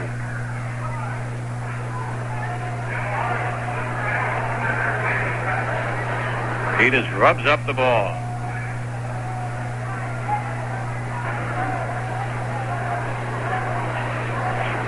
Ready for the 2-2 delivery. Swing and a miss, strike 3. Got him on a good fastball. Big strikeout for Peters, his 4th of the game. But the Yankees pick up a run on 1 hit, no White Sox errors, 2 men left. And now at the end of 4 1/2, it's the White Sox 5 and the Yankees 1. Tipperillo asked the American people what they thought of the world's first menthol cigar. New Tipperillo M with menthol.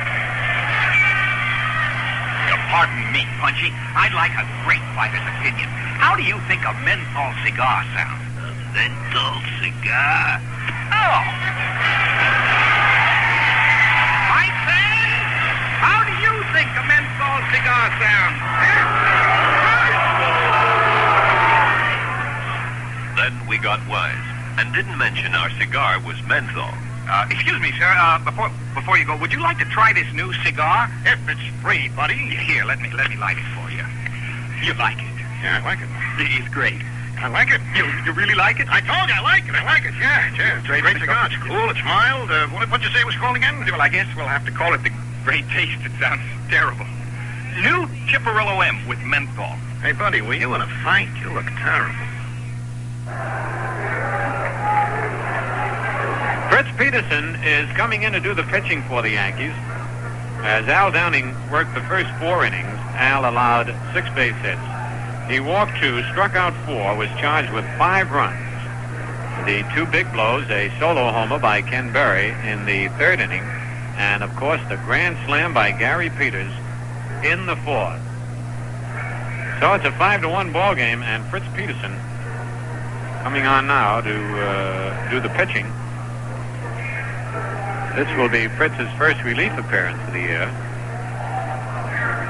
He's been starting, but he's been having a little trouble, and whenever a pitcher has trouble, Ralph Houck very wisely puts him out in the bullpen to work his way back in to where he gets his confidence, his control.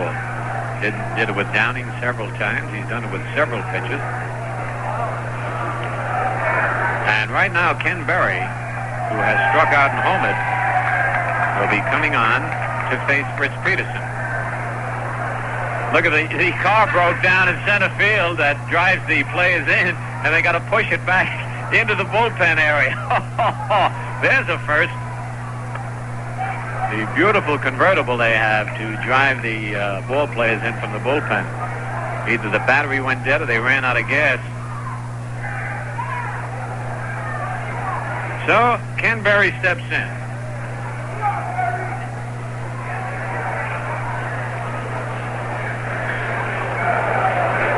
So Peterson, ready for his first pitch to Berry. The windup, and the pitch is a swing and a foul back at Nick Fernandez on his throwing finger. He's shaking that hand, and on a cold day like this, it stings twice as hard.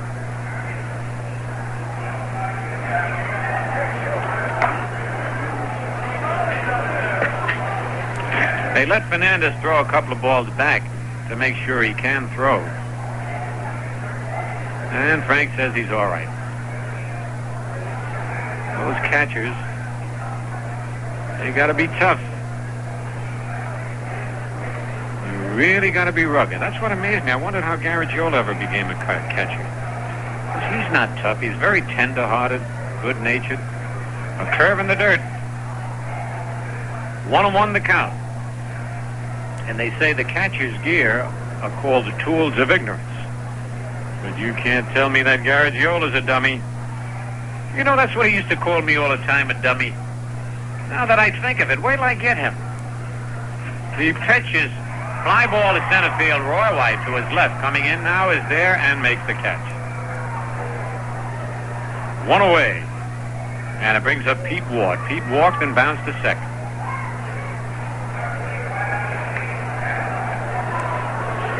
Can't wait for the week of the 13th. Joe will be doing the Johnny Carson show, the Tonight Show, all that week.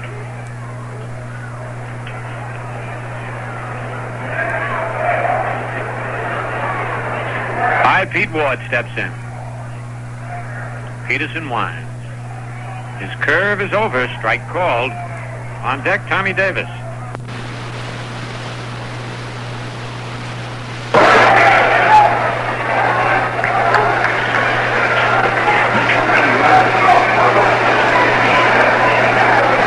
Peterson's next pitch, curve, over again. Man, that was a big breaking curveball.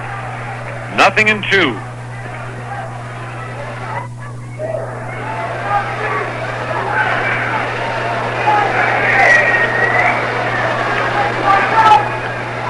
All right, Ward ready, Peterson ready. The curve, swing and a miss, and he went after a bad pitch. That was a sidearm curve.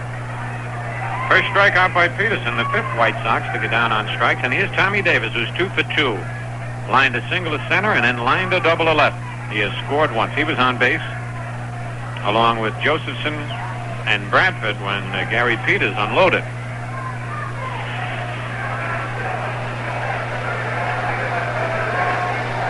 All right, here's the pitch by Peterson. Low, ball 1.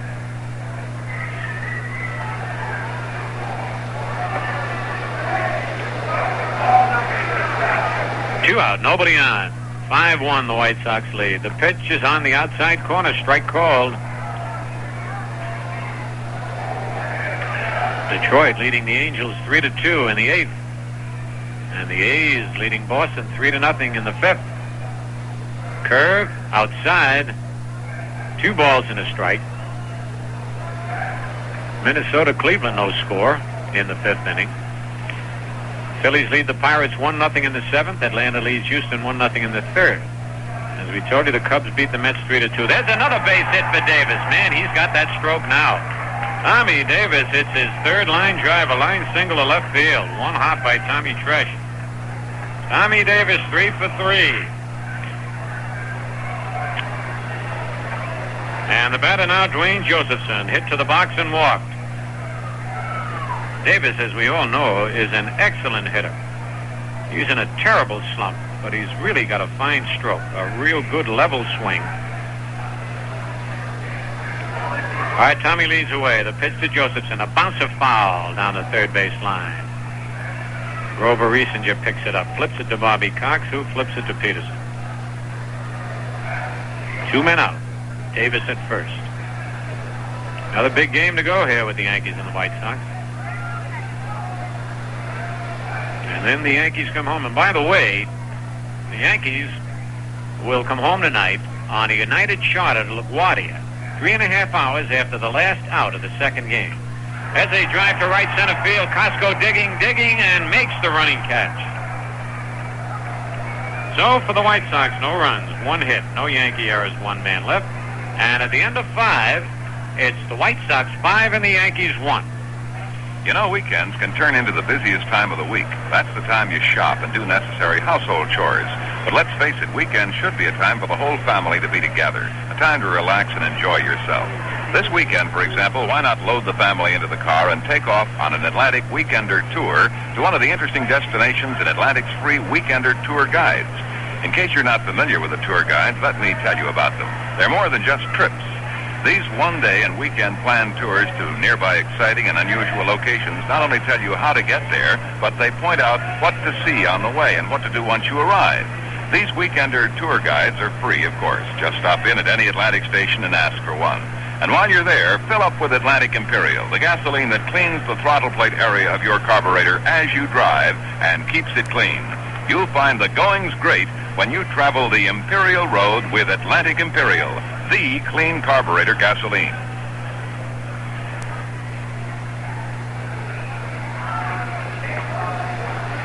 Well, we're getting ready for the top of the 6th inning, and all ready to carry you the rest of the way is that youngster Jerry Coleman. Flattery will get you nowhere, Mr. Rizzuto. All set to go here now in the 6th inning, and for the Yankees it'll be Tresh, Fernandez, and Cox, with the White Sox leading 5-1. And the man who did all the damage on the mound, Gary Peters. Fastball in there to Tommy Tresh for strike 1. Gary Peters with that grand slammer in the bottom of the 4th inning gave the White Sox that commanding 5-0 lead, and the Yankees came back with a run on the top of the 5th to close up the gap somewhat. Tresh right now a 1-1 count. Tommy had a scratch single in the 2nd, line to center in the 4th, 1 for 2. Peters to Tresh, it's on the corner, and Tommy with a look at Emmett Ashford, not quite agreeing with the call on that one.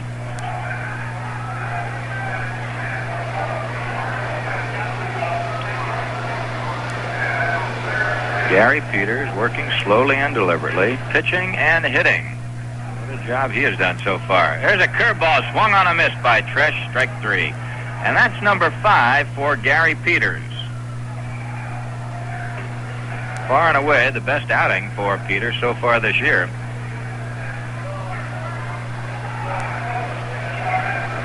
And Baltimore has defeated the Senators 8-0. The winner, Brabender, he went all the way.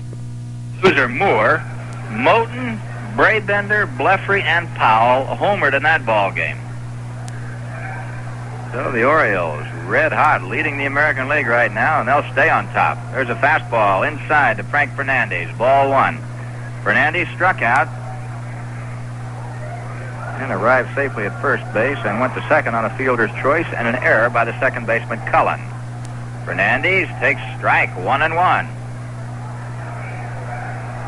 The Orioles, by beating the Senators, have won their 7th straight. They swept the Yankees, if you recall. 3 in a row. Here's the 1-1 pitch. High fly ball, left field. Moving over there is Davis near the line. Getting under it, makes the play. 2 up and 2 down. That'll bring up Bobby Cox, who got himself 2 base hits. Single to left in the second inning, and then that unusual finish of the bottom of the 4th inning.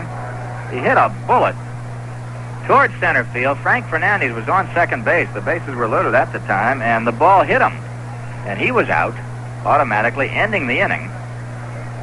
Cox got himself an automatic base hit, and the out went to Aparicio, who was closest to Fernandez at the time. There's a changeup to Cox. Ball 1. Ball missing outside.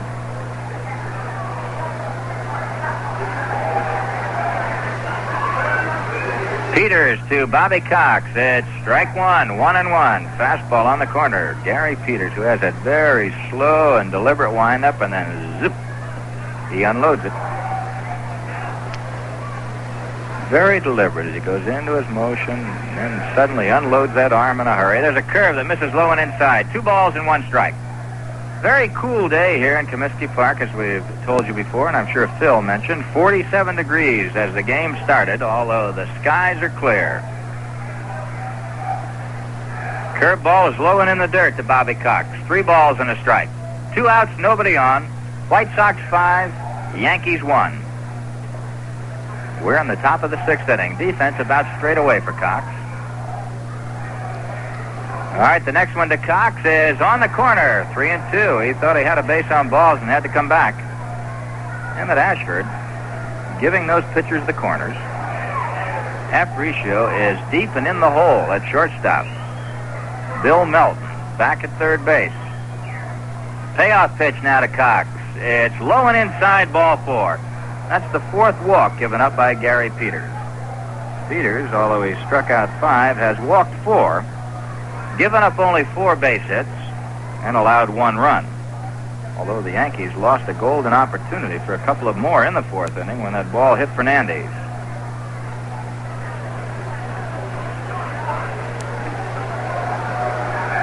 Ruben Amaro stepping in.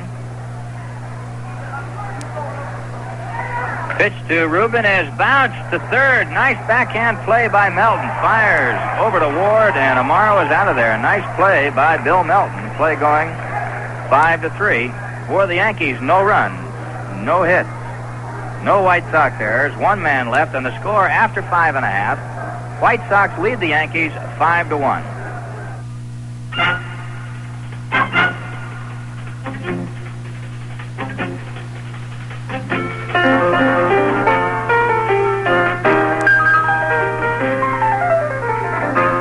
When it's get out and go time, get on the Imperial Road, where every trip becomes a pleasure trip.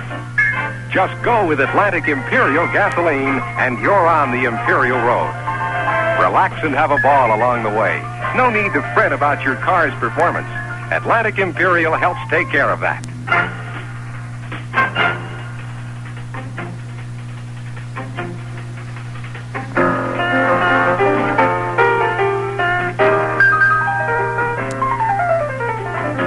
Get out and go.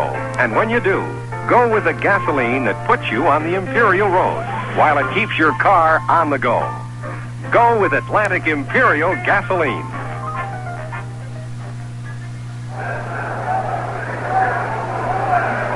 All set to go here in the bottom of the 6th inning. It'll be Bill Melton, who made a fine play to end the top of the 6th inning for the Yankees. Hits a 1-hopper back to Fritz Peterson.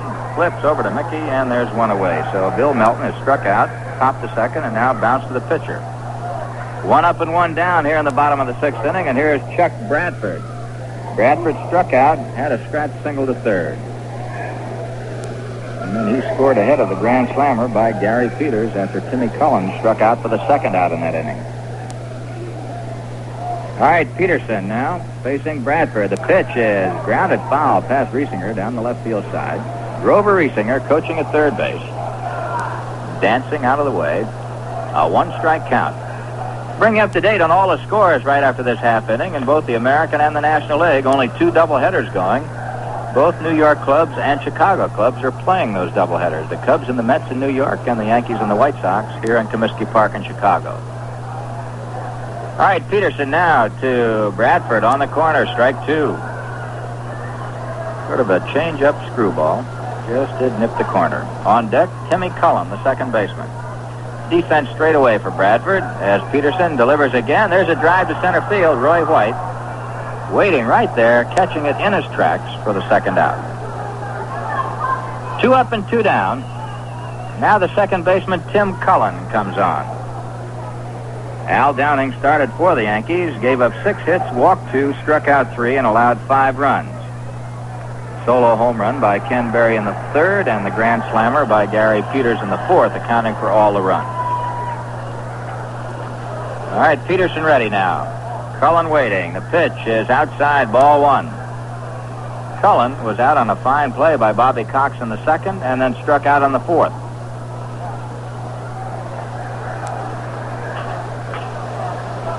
Peterson ready again. The 1-0 pitch to Cullen. Curve misses outside. 2 balls, no strikes. Tim Cullen, acquired from the Washington Senators, has moved in as the regular second baseman for Chicago. Chokes up in the bat, right-hand hitter. Here's Peterson, way outside, 3-0. The Yankees will return to New York immediately after the second game, and the White Sox head for California immediately after the second game. They go to Anaheim. Strike is on the corner, 3-1 now. Tim Cullen with 2 outs, nobody on. This is a spot where the number 8 hitter tries to get on the base if he can so that the pitcher can end the inning. There's a high pop. Moving over is Horace Clark. Wind has it. He's got to come in now and makes the play. He staggered for a moment to get that one. 3 up and 3 down, and the score after 6 full innings of play. White Sox 5 and the Yankees 1. And now a look at the scoreboard, as we told you, in the American League. It's Detroit 3, California 2, with the Tigers batting in the bottom of the 8th. Brunette, Hamilton, and Hefner for California. McLean all away for the Tigers. Freehan and Stanley homered for Detroit in that one. Oakland 3, Red Sox nothing. They've finished 6 innings of play. Dobson against Wozlewski, relieved by Landis in the 7th. Campaneris had a 2-run shot in the 3rd for the A's. Final score, the Orioles beat the Senators 8-0. The winner, Brabender, the loser, Moore. Moten, Brabender, Blefrey, and Powell homered for Baltimore. Cleveland 1, Minnesota nothing, with the Indians batting bottom of the 6th. The Merritt against Seabrook. In the first of a doubleheader, Cubs beat the Mets 3-2. The winner was Jenkins, the loser Kuzman. Lou Johnson had one for the Cubs in that one. Second game has not started as yet. In a single contest, Philadelphia 2, the Pirates nothing. They're playing in the 8th inning. Walker relieved by Wickersham for the Pirates. Larry Jackson relieved by Farrell in the 8th for the Phillies. Atlanta 1, Houston nothing after 3. Johnson against Giusti. In later starts this afternoon, it'll be Cincinnati at Los Angeles with Pappas going for the Reds and Drysdale for the Dodgers. And at San Francisco, the Cardinals are playing the Giants. Washburn for the Cardinals and Mike McCormick, who was the Cy Young Award winner in the National League last season, for the Giants. And right here at Comiskey Park in this first game of the doubleheader, the White Sox lead the Yankees 5-1. We're moving into the top of the 7th inning, and Bill Robinson is coming on to bat for Fritz Peterson. He'll be going up against the tough one in Gary Peters. Bill Robinson waiting, and Peterson delivers high, ball 1. Bill got off to a pretty good start and then tailed off, and has since been benched for a while in favor of Andy Costco. There's a swing and a miss by Robbie. 1-1. See Robinson right now batting at .214, 12 for 56, 2 doubles, a triple, no home runs, and 5 RBIs. Right-hand hitter against a left-hand pitcher, and Robbie takes high. 2 balls, 1 strike. Jim Turner coaching at first base in place of Whitey Ford. Frank Crissetti at third. Here's a 2-1 delivery by Peters. Hit sharply on the ground by Robinson. Fouled on the left field side. 2-2. I'm sure that Phil told you that Whitey returned to New York for a very unpleasant experience. He's attending the funeral of his cousin who was killed in Vietnam. Here's the 2-2 pitch now to Bill Robinson. Swings and misses. Strike 3. Fastball. So Gary Peters continues to be a tough cookie, and that is strikeout number 6 for Peters. And that'll bring up Horace Clark. Clark is 0 for 3, bounced to short, tapped to the pitcher, fly to left. Clark got off to a very slow start last year in the first half of the season, but then came on strong in the second half to end up in the 270s. Started out the season with that sprain in his right wrist and has been plagued by it for most of the season. Bunch one down the third base side and dribbling foul. Melton was right there. Clark would have beaten it out had the ball stayed fair, and it was only foul by a few inches. Don't forget the Yankees return this evening to LaGuardia Airport, and the estimated time of arrival for all you wives who are interested in meeting the club will be about 3.5 hours after the last out. They'll return on a United charter to LaGuardia.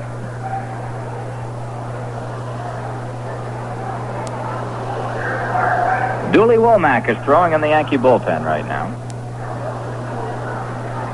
So it looks like he'll be coming on for Peterson.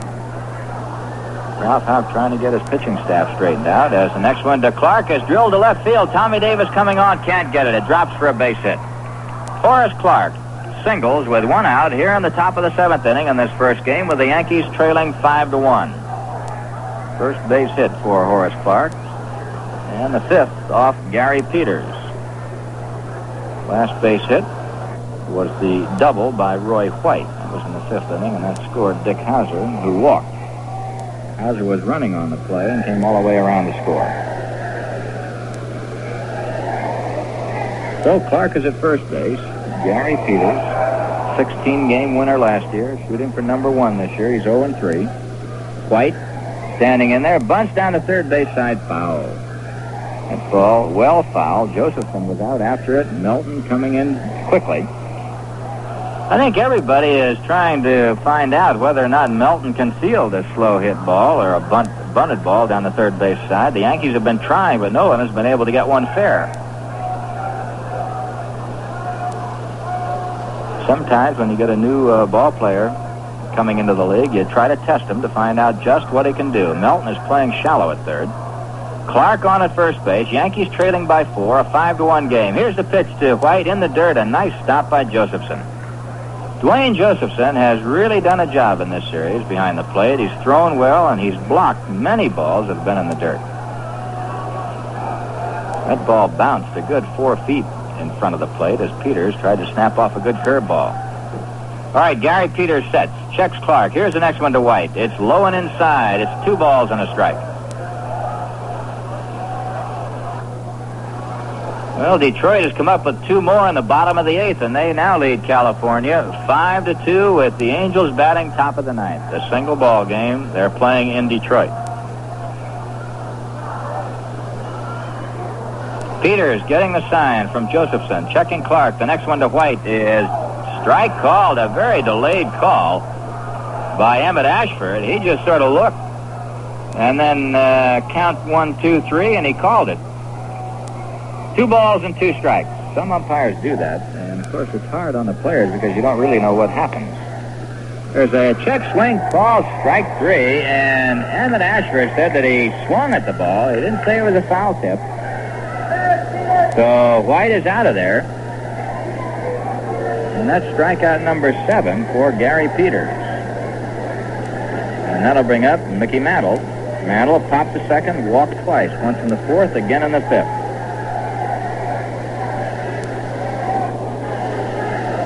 A 5-1 ball game. White Sox leading the Yankees.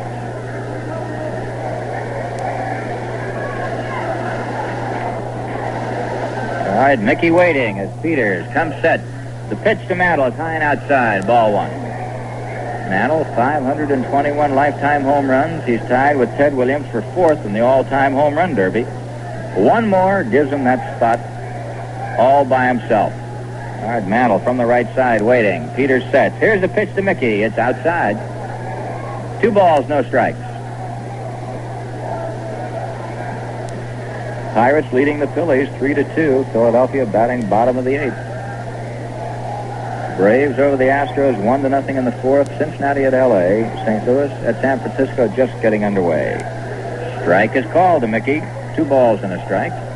And in the first of a pair, the Cubs beat the Mets 3-2.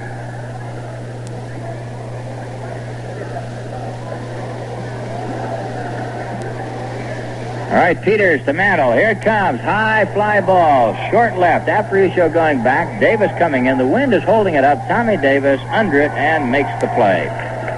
So Mantle skies out in short left field to Davis. For the Yankees, no runs, a base hit, 1 man left. And the score after 6.5, it's the White Sox 5 and the Yankees 1. Folks, meet the first lady of cigars, the White Owl girl. Hi, Joe. Great view up here in the press box. I can really see all my White Owl men. Anybody I know? There's the commissioner of something or other in the first row.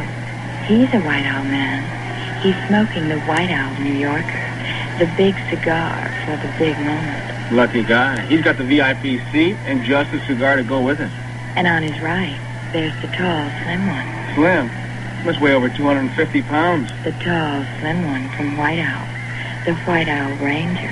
Don't you ever watch the guys on the playing field? Of course. Most of them are White Owl men, too. Like that tall, cute one over there. Good man. He had over 300 last year. Naturally. He smokes the White Owl Invincible, the cigar that makes you feel that way. His cigar made him hit over 300? Why not? You know you get a lot more from a White Owl than just smoke. Here she... While we're waiting for Gary Peters to lead off the bottom of the 7th inning, we remind you it's New York Yankee baseball. Let's pause for station identification. Hi, this is Jerry Ducey. Join me for my telephone talk show, weeknights here at 8:10 on your dial, WGY Schenectady.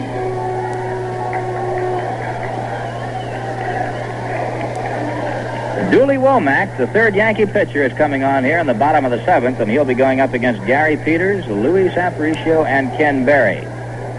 And Gary Peters has been the big story today in this first game thus far. He has held the Yankees to only 1 run, and he has personally driven in 4 himself with a grand slammer in the 4th inning. In the 3rd inning, when he was up there against Downing, he hit a bullet to center field that was caught by Roy White. So Gary Peters, not only a fine pitcher, but a fine hitter. Peters came into the ball game 3 for 11, so now he's 4 for 13. And those big RBIs, that's the big story. He'll be talking more about that than he will about his pitching. Womack's first pitch to Peters is a ground ball. It's just foul. Mickey Mantle has it. And he touched first and then turned around to look at Frank Umont to find out exactly where it was. Strike 1 to Gary Peters. That ball actually should have been called by the plate umpire because Mantle blocked Umont out. But Emmett Ashford made no motion, so it was hard to say just exactly what was happening until Umont made the call. Here's another ground ball. This one is fair to Mickey this time. He makes the play unassisted, and Peters is out of there.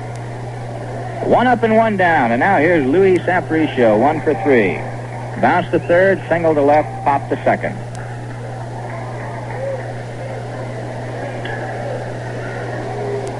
And let's see, here's the final score. Detroit beat California 5-2. The winner McLean, the loser Brunette. And the Tigers finally break a 3-game losing streak that they had going.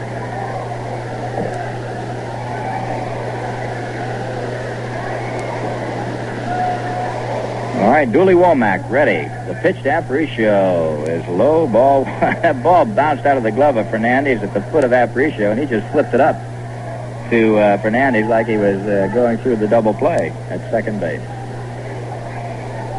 Louis, one of the big men in baseball.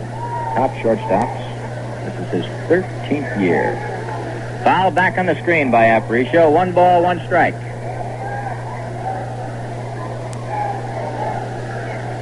Luis Aparicio led the American League in stolen bases for 9 consecutive years. Those were his first 9 years in the big leagues. Here's the 1-1 pitch. Curveball swung on and fouled. 1 ball, 2 strikes. A good curveball that Womack laid on the outside.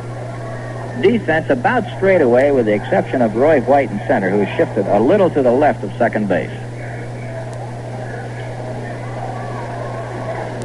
All right, Womack to Aparicio. Got him on the corner. Strike 3. Louis caught looking. Dooley Womack retiring the first 2 hitters that he faces, coming up with his first strikeout. 2 up, 2 down, and now here's Ken Berry, who struck out, homered. That was the first run of the ball game, and then flied to center.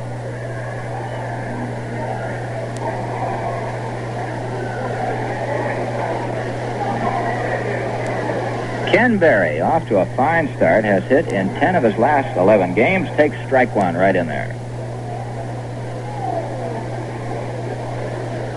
That second Cub-Met game has not as yet started in New York. There's a curveball hit on the ground, deep in the hole. Amaro backhands it. No chance to get Berry. He'll get himself an infield single on that one. Ruben Amaro caught the ball, but could not make a play. So Ken Berry is now 2 for 4. See, Ken came into this ball game. It gives him 19 for 61. Very close to 300 right now. Moving up there.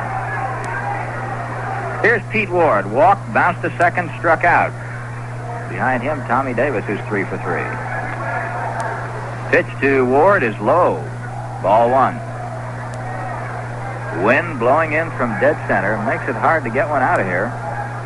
But both Berry and Peters have done it. Ken Berry is hitting at 311. We get the report from Bill Kane. Pitch to Ward is low. 2 balls, no strikes. In the second game, it's Stan Bonson, fireballing right-hander for the Yankees. Jack Fisher, making his second start of the year, going up against the Yanks.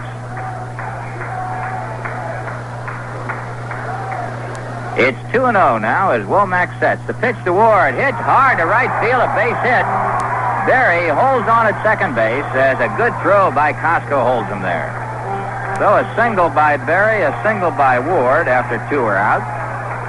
That's the first hit of the afternoon for Pete. The second hit off Womack since coming on here in the 7th. And that'll bring up Tommy Davis, who's 3 for 3. Singled in the first, doubled and scored in the 4th, and singled in the 5th.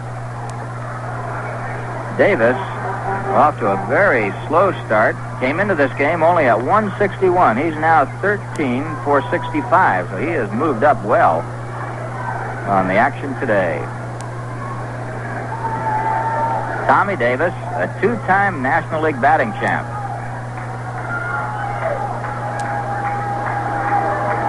Okay, Womack facing Davis, runners at first and second. Davis batting an even 200 right now. Swings at a curveball and misses, strike 1.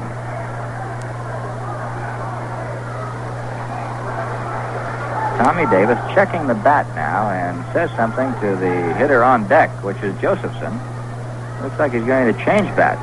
Apparently there might have been a chip in the one that he had up there. That's what I like about hitters that are good hitters. They don't care what kind of a bat they're using. They just walk back and get another one. Don't even look at it. Just walk up to the plate. The 1-strike pitch. Curve is way outside. Nicely blocked by Fernandez as it bounced in the dirt. 1 ball and 1 strike. Boston batting in the bottom of the 7th inning, trailing the Oakland A's 3-0. Campaneris had a 2-run homer for Oakland in the 3rd in that one. Curveball swung on a miss. Strike 2. Womack going to that breaking stuff against Tommy Davis.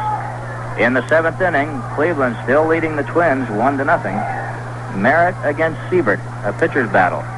And what a break the Twins got yesterday when that reported broken jaw of Dean Chance's proved to be inaccurate. Curveball outside. Davis up there 2-2. Chance received a good lump on his jaw. But fortunately for him and for the entire state of Minnesota, no break. That would have put him out indefinitely. Of course, you'll lose a lot of weight because you can't eat well. You're on juices mostly. And consequently, it would take time for him to get back in shape. Here's a 2-2 pitch to Davis. Hit up the middle, stab by Womack. A great play by Dooley Womack on a line drive. Dooley just got his webbing to the ball for a great play.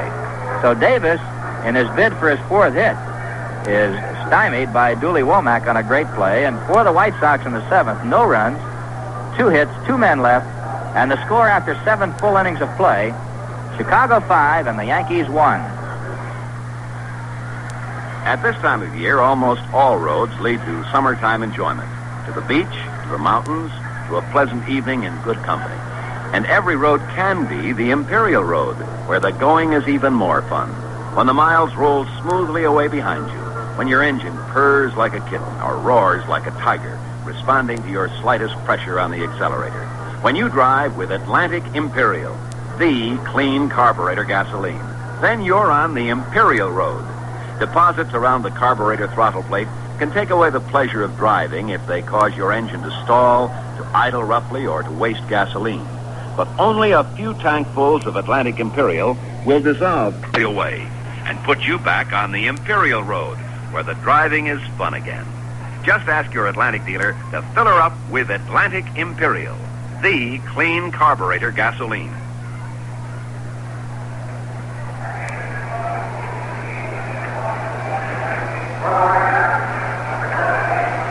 All set to go here in the 8th inning. It'll be Costco, Tresh, and Fernandez for the Yankees against Gary Peters, and the Yankees are trailing by 4. It's a 5-1 ball game, and we have a defensive change for the White Sox. Tommy Davis has left the game. Chuck Bradford has moved from right to left, and moving in and playing right field is Bill Voss, and he'll be batting in Davis's spot. So Voss comes in. He'll be batting in the number 4 spot and moves to right. Bradford from right to left. All right, Costco waiting. The first pitch is fouled back, and it looked like Josephson got nailed on that one. He's just squatting down there. Now here comes the trainer for the White Sox. Spells his name S-A-A-D. I guess you would pronounce that as Sod. Charlie Sod. Eddie Stanky is out there as well. Had quite a chat with Eddie before the game. Kind of waited till they won a game before I went up to talk to him, because he's been in rather a glum mood of late, as you can well imagine. And I asked him about these games that the White Sox will be playing in Milwaukee and how he felt about it and whether or not the team might respond a little bit to the crowd up there. And he gave the old pros reaction. There's Costco swinging and missing, strike 2. He said, when you're on the ball field playing a game, I don't care if there's 5 or 50,000 in the stands, it's all the same to me. So, and that's typical of what it's like when you're a professional. You play him as you see him. Costco is caught looking, called strike 3. And he doesn't like that one. And he is now turning around, having a few words with Emmett Ashford. One thing about Emmett, when he's in the ball game behind the plate, you can always count on many discussions between both sides. Yes, sir. Tommy Tresh now stepping in there, 1 for 3. 1 out. Takes outside, ball 1. Gary Peters still sharp. Firing that baseball. Peters again to Tresh. It's strike called. 1-1.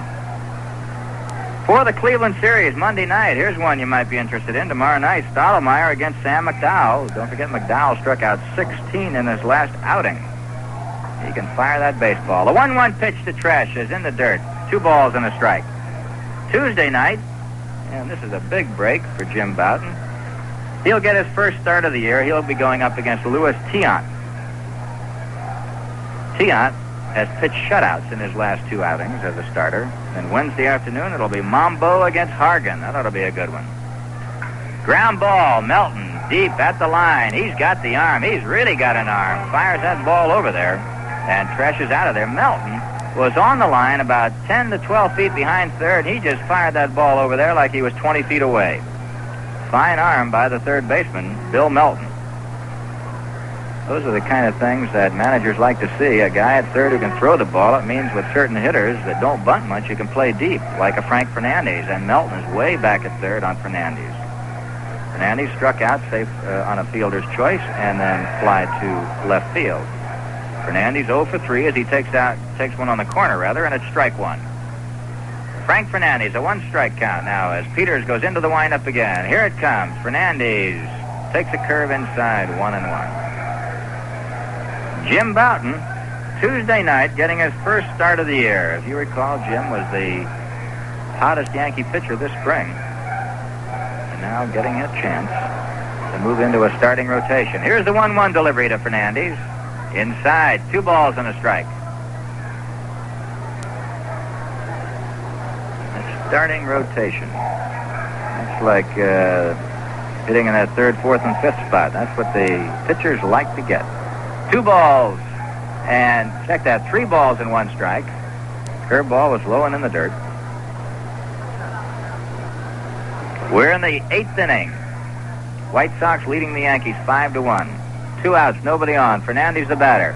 Gary Peters ready. Here's a pitch. It's just outside ball 4. And that's the 5th walk given up by Gary Peters. Struck out 8 and walked 5.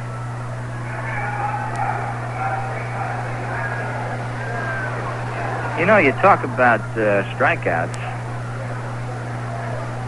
Sam McDowell striking out 16 the other night. Who do you think holds the record for most strikeouts in the American League in a night game? Bob Feller? He's got 18. That was in a day game. I'll let you think about it for a while. Pitch to Cox on the ground to the third baseman. Melton flips over to second for the force, and we'll come back with that quiz a little bit later after this happening.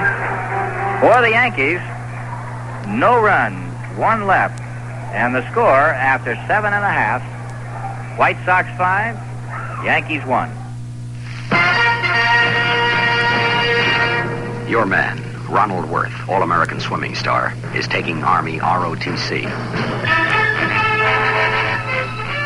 Ron holds many swimming records and is majoring in history. On the big day, commencement, Ron will get his degree and his officer's commission at the same time. While he fulfills his military obligation, he'll be handling men and equipment in the field he selects. Then if he steps into a civilian career, he'll have practical management experience in his field. If you're in high school now, think about it. Wouldn't you prefer to take Army ROTC and fulfill your military obligation as an officer? Wouldn't you prefer to further your career while in service? To work at and learn more about something you like? See your guidance counselor. Find out what it takes to apply for Army ROTC. Find out today.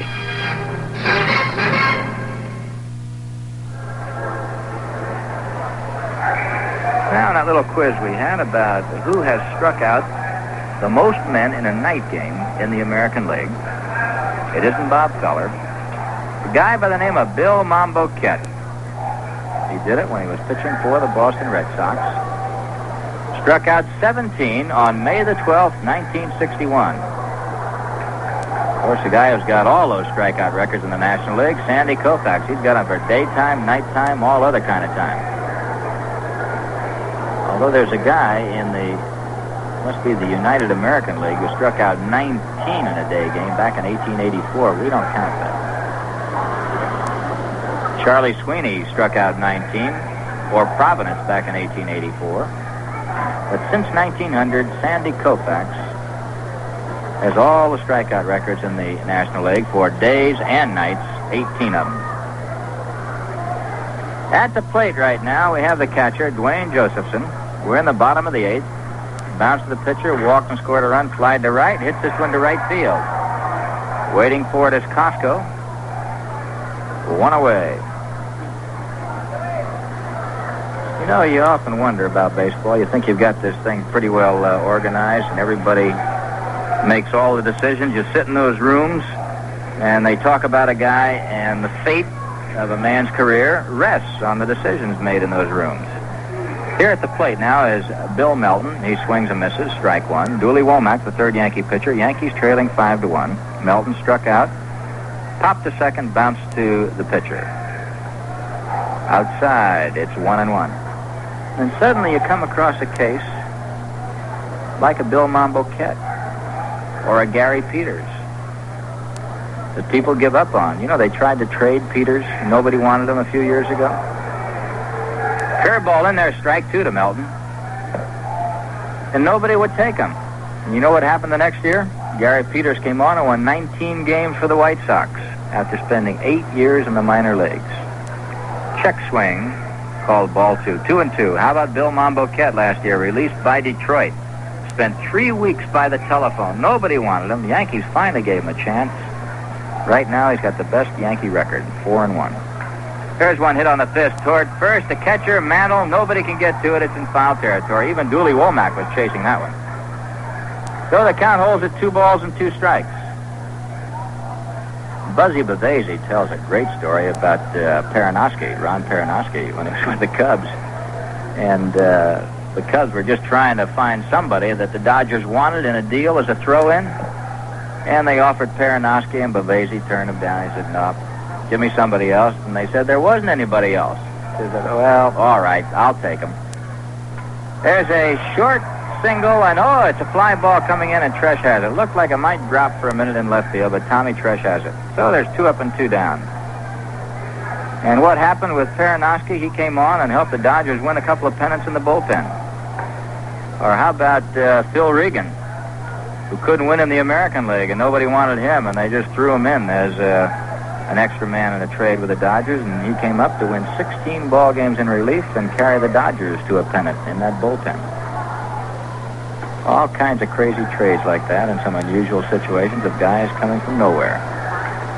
It's 2 out, and here's Chuck Bradford. He's 1 for 3. Had a scratch single in the 4th. Womack delivers. Strike called, 1-1.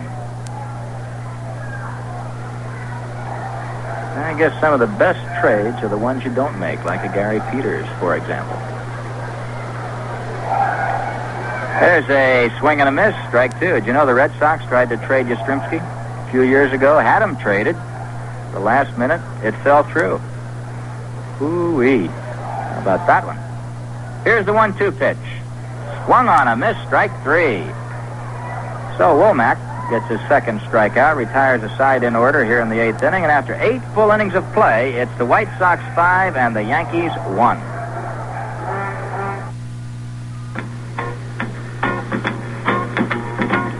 Atlantic keeps your car on the road. Atlantic keeps your car on the road. Doors are getting warm and it's bright. The track makes everything right. When you go, follow the Imperial Road. No matter where you drive, you're always on the Imperial Road when you go with Atlantic Imperial gasoline. Atlantic Imperial helps keep your car running the way it ought to run, all the way. Atlantic keeps your car on the road. Let Atlantic Imperial gasoline put you on the Imperial Road and keep you there.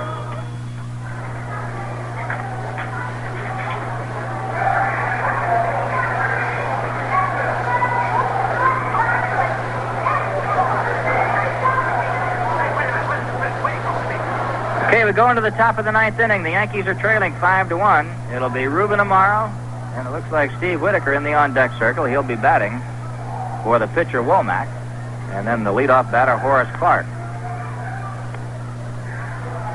Gary Peters all the way for the White Sox. The first pitch to Amaro.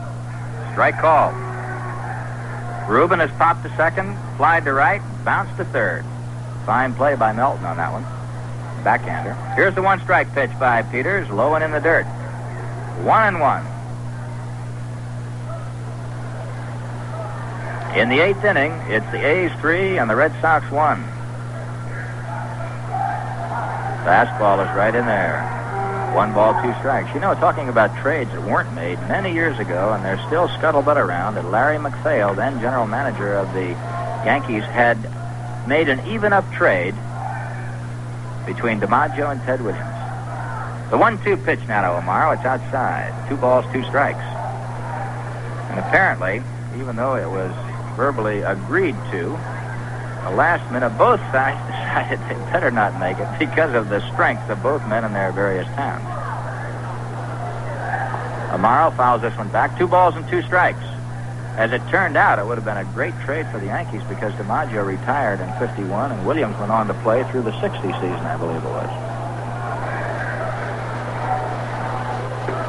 There's a fastball outside to Rubin. It's 3-2. Yankees are trailing 5-1. We're in the top of the 9th inning. First game of the doubleheader. Second game, it'll be Bonson for the Yanks, Fisher for the Sox. Gary Peters shooting for his first win. He's 0-3. Defense playing Amaro into right center. And they were in the right place. The ball, a one-hopper to the second baseman. He's got it. Flips over to first. Amaro is out of there. They had Amaro played beautifully. And now it's New York Yankee baseball. It's pause for station identification. Join me, Harry Downey, weekdays 10 to 11:30 a.m. here on WGY 810 on your dial, Schenectady.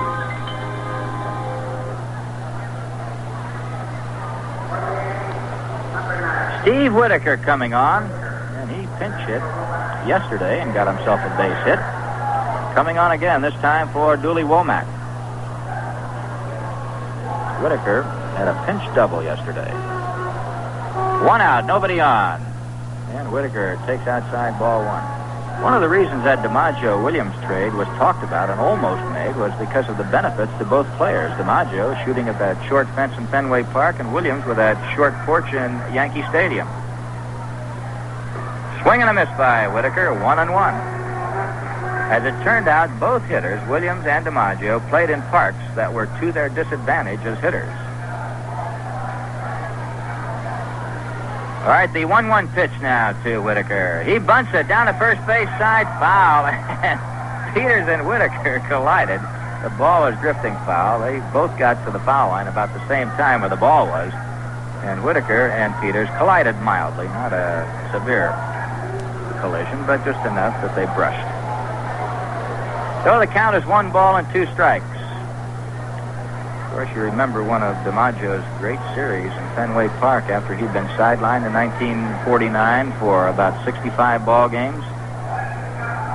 Had a big 3-game series in Fenway Park against the Red Sox. We went in there 5 games ahead of the Red Sox, and that was the time that they felt that if they were going to move up, that was the time to do it. All DiMaggio did was hit 4 runs and carry the Yankees to a sweep of that series, and that was the difference. There's a foul back right in front of us here by Whitaker. 1 ball and 2 strikes. Yankees are trailing 5-1, top of the 9th. That put the Red Sox 8 games behind, and if you remember the end of that 1949 season, the Yankees had to beat the Sox back-to-back to win the pennant on the final 2 days of the season, which they did. 5-4 and 5-3. Those 3 games in June were the big ones. There's a dry foul by Whitaker. 1 ball and 2 strikes. Had DiMaggio not come back then, had the Yankees even lost one of those games, it would have been the end of it as far as the pennant was concerned. So, you never know in this game. Lots of crazy things happen. Remember one year, Detroit had an outfielder by the name of Tito Francona, who was just sitting around. Frank Lane, who was in with the Cleveland Indians, for some reason or other got a hold of him. You know that he came within a hair of leading the American League in hitting the next season? It was the only really big year he had, but what a year it was.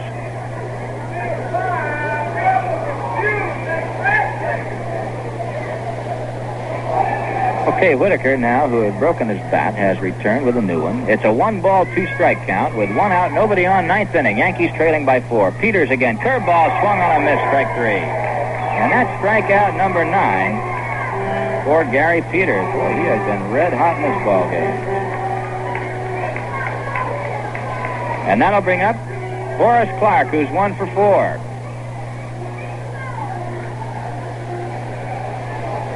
How many of those trades that weren't made have changed the history of this game of baseball? That Francona deal was back in 1959. He batted .363 with the Indians. Foul back by Horace Clarke, strike one.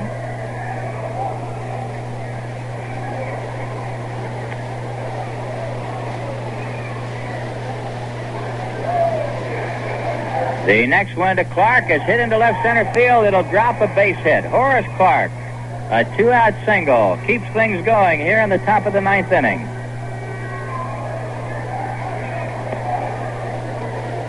The trade for Francona, who brought him from Detroit to the Indians, was Larry Doby. Of course, Doby was on his way out at that time in his final few years. But Francona is still around. Last I saw him was with the Atlanta Braves this spring. All right, here is Roy White.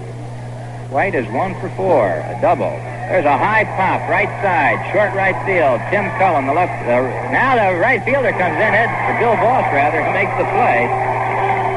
And the ball game is over. Cullen was under that all the way, and Boss came in and chased him off at the last moment. So the final score of this ball game, White Sox 5 and the Yankees 1.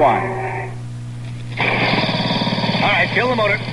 Man, you've practiced buddy breathing in the tank. Now we'll try it under 6 fathoms of water. Let's go. You are with a Marine recon officer as he and his 3 teammates dive to the ocean's floor. There is one small catch. For 4 men, there are only 2 tanks of air. The Eagle, globe, and anchor means air and land and sea. Here below the ocean's surface, this Marine officer leads his men in a recon scuba training exercise. One man breathing from the life-giving air tank. Teammate waits his turn. 10,000 miles away, another Marine officer scales a mountain ridge with his platoon. Each is doing the same vital job, leading men. If you are a college man, take the first step now. Leadership will follow. When the Eagle, globe, and anchor of a United States Marine.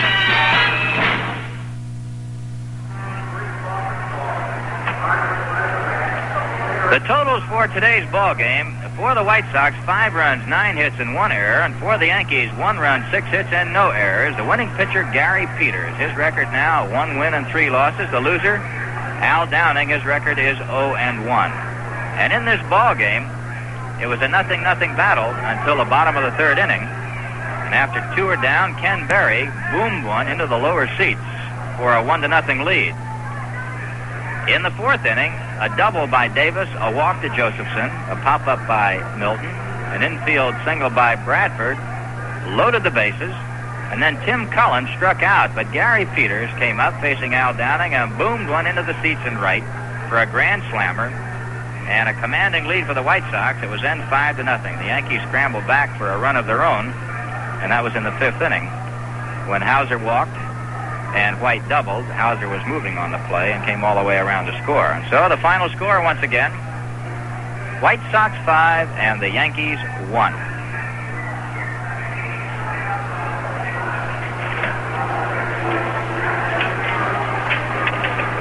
On the scoreboard, very quickly, Detroit beat California in a single game 5-2. Oakland leads Boston 3-1 with the Red Sox batting in the bottom of the 8th. Baltimore beat the Senators 8-0 in a single contest, and Cleveland leads Minnesota 2-1 with the Twins batting top of the 8th. In the National League, in the first of a pair, the Cubs beat the Mets 3-2. Second game, no score. They're playing in the 2nd inning. Pittsburgh beat Philadelphia. Let's see, is that 5-2 or 6-2? That's a 5-2 ball game. It's hard to read that on the board sometimes. The Braves leading Houston 1-0 in the 7th. Cincinnati and the Dodgers scoreless in the 3rd.